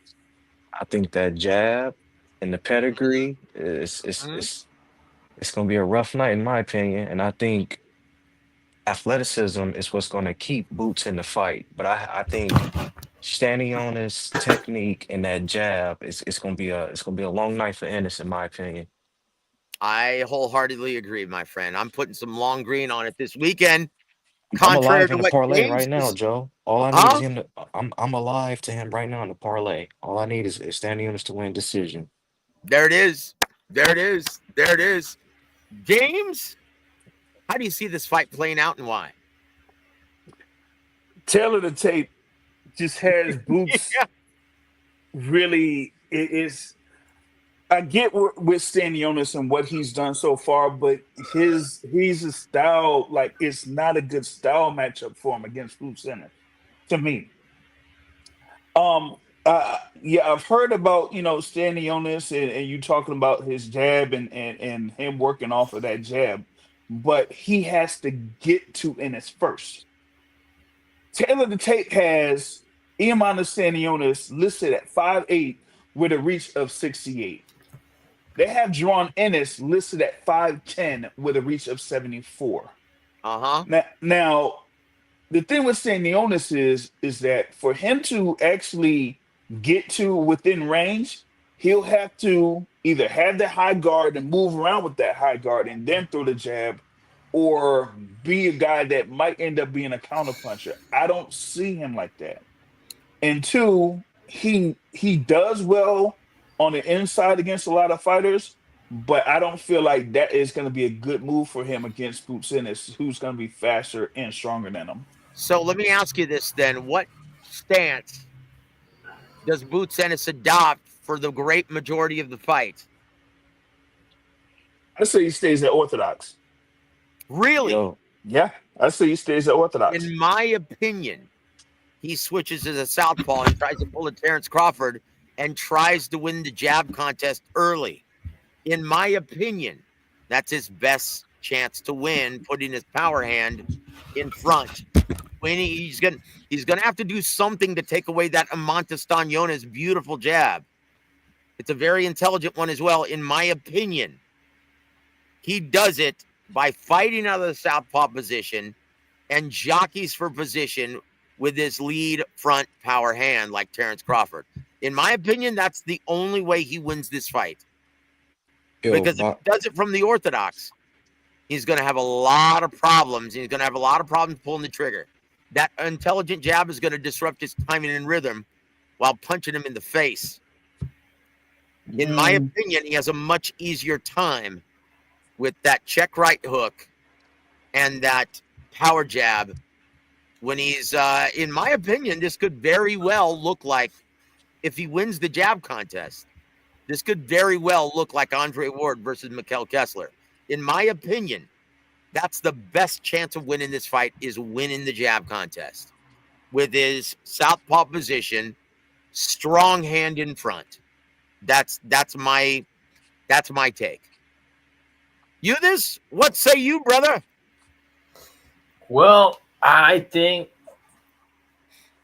Ennis via knockout round maybe 8. Look, if he does that, a star is born, because at this level, at the elite level, you don't see very many knockouts. So if he can pull that out, then yeah, a star is born. That's what Eddie Hearn is hoping for. But what is the likelihood of that actually happening, Ugo? I say low because I like Dennis. I don't like his recent whatever the fuck is going on with him denying Virgil, whatever. So I think, as I mentioned before, I think the spotlight's kind of caught to him. He's starting to see. I think there's too much pressure on the kid, and I would give like the likelihood of what you said, maybe like 20%, 25. I don't. I mean, if Boots was actually showing us more and actually didn't lose those last fights, at least. Well, I mean, he didn't lose them, but in my eyes, he didn't look spectacular as he didn't look flashy, like as expected. Because with Boots, he has like that particular. I heard a lot of people throw the term around. He's like a throwback in a sense, right? So he should have sparked those guys out or put them out or made it decisive. He didn't. So I think I see him struggling here in this fight. I still think he wins maybe by decision, but it's not going to be pretty. As you mentioned, the jab's going to give him a lot of problems. I think the decisive factor is going to be if he can press after the fifth fight. I think if he figures out everything he needs to and he forces Stanley on the exchange. Stanley only really has one out is him trying to fight from the pocket. And it just has a lot more tools. But it's not going to be easy, though. I think it's going to... I don't know what's wrong with him, man. I don't know what's wrong with Ennis. I don't know if it's his team or the pressure or the people. But he has to rise to the occasion. He's not doing that, so... Yeah. Well, hold on. His weight got a doesn't question. help. He's killing himself to make 47. James, go Got a ahead. question. Who? This person that just spoke. What did you say? Yes, Ugo. What did you say in reference to Virgil Ortiz? With Ennis, when he was given the opportunity to fight Virgil, and however that might be, like basically Ennis denied not to fight him when he was given the opportunity against Riyadh. Whatever, because that was a big money opportunity. There was no opportunity. None. There wasn't. Yeah, none. I don't know. Zero. Really? Turkey Al-Sheikh didn't want that fight? No. Why was everyone talking about it then? Yeah. That was on the Golden Boy side. Ah, okay. I understand now. Okay, so this was all just lip service. Mm-hmm. And that wouldn't be the first time from Oscar. Okay, Mm-hmm. I understand now. That's all you have to say. Let me ask you something, James. Yep. I'm sorry. Go ahead, do this. My apologies. No, just I was about to ask you. You think the Stanioni's jab is really that good because he had a lot of trouble with? I know it's that good. Butaev. Yes, sir. Butaev kept him at bay. I'm sorry. Who doesn't have a problem with Butaev? I know, but I think Ennis jab is better That's than like Butaev. criticizing someone for having problems with the counterpunching ability of Igas Kavalyaskes. There's no shame in that. Those are badasses who are viewed as way too much risk for the reward because, one, no one's ever heard of them, and two, they couldn't sell out my living room on a Saturday night. There's no shame in having trouble with Butaev.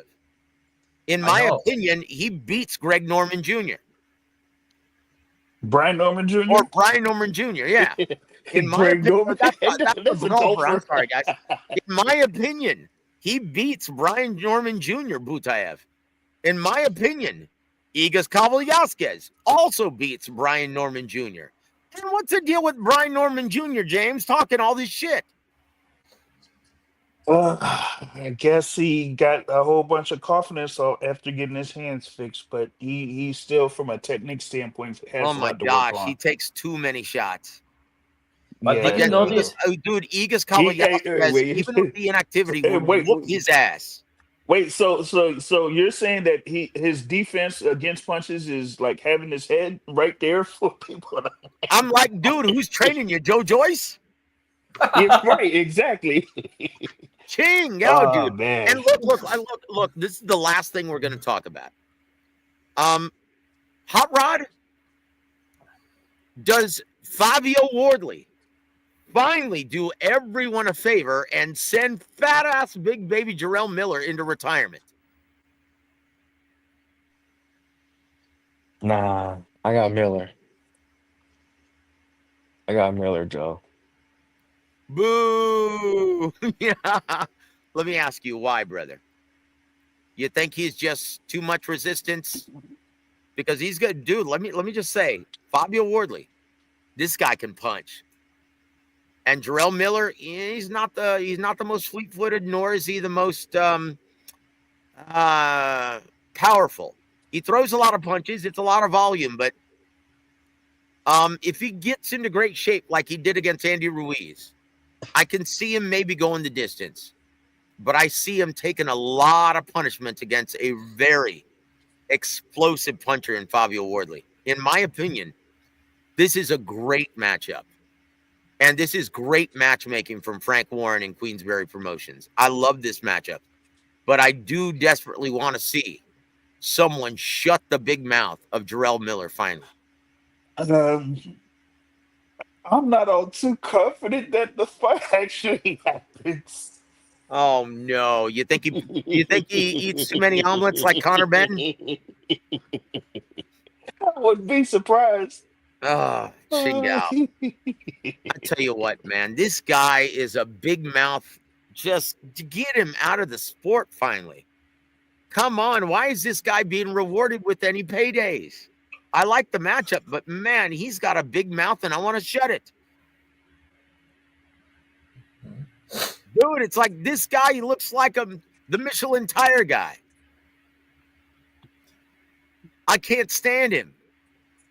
And especially knowing what I know about what he did to our dear friend, Dimitri Salita. This guy's a scumbag. So, Fabio Wardley, eat your Wheaties, brother. Get the most out of yourself in camp because I want to see you put a whooping on this guy. And I don't want to see him back, ever.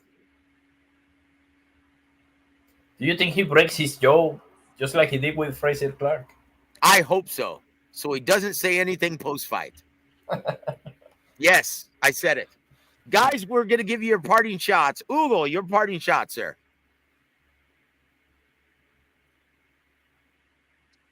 Okay, then. Hot Rod, your parting shots for our listening audience tonight, sir. I damn, I was muted. Appreciate you letting me on, Joe. Everybody have a good night, man. God bless you, my friend, and good luck this Saturday, man, with your parlay. Ugo, are you ready? Yeah, my bad. I muted myself. All things considered, I'm looking forward to these upcoming fights. Ennis has to just improve. Regardless. Looking forward to the Niue fight. Hopefully, the people with Batavia matchup happens soon. Get that out of the way. Keep it going. Benavidez, stay active. Cepeda, man, I don't know. I don't know what's gonna happen to Cepeda, but I don't know if you guys talked about that. Yeah, you know what? Surprised to hear about in my opinion, they should strip Shakur Stevenson. Yeah, or something. Will they though? Hey, if you're that big of a ticket seller, you shouldn't need a belt, right? Yeah. Ooh. Yeah, I said it. Wait, I just thought if you're that big of a draw, dude, hey, why do you need a belt? Give it to someone who's going to fight. Hey, Joe. Yeah. Yes, sir. What if this goes into purse bid and it ends up being a similar situation to what happened to Devin Miles Haney? I was just going to say that. And you know the same thing would happen. Dude, I'm sick and tired of these American prima donnas. Dude, if you're not going to step in the ring, hey, you've had a great career. Sayonara. My question for you, my question for you is, and Ugo, thank you for being here, brother. It's always a pleasure to visit with you, my friend. Look forward to the next time. We're going to be featuring Ronnie Shields tomorrow, and we're going to be featuring Rick Glazer on Wednesday night. But Eunice, let me ask you this before you give us your parting shot. Is this Jaron Boots Ennis's last fight at 47? No, I don't think so. I think I think he will. The only one who's gonna give him trouble to become undisputed is Norman Jr. and not because of the fighting, because outside the ring he wanna put every excuse. Once again, he wants too much money for not being a damn ticket seller. Yep, exactly. That's why I'm saying is this his last fight at 47. He's already having trouble making weight, and honestly, he's gonna have a lot of trouble making that fight for all the marbles. Yeah, well, no. I'm still forgetting about Mario Barrios. Yeah, and Mario for good Barrios. reason. Yeah. And El Azteca, boy, he's not elite.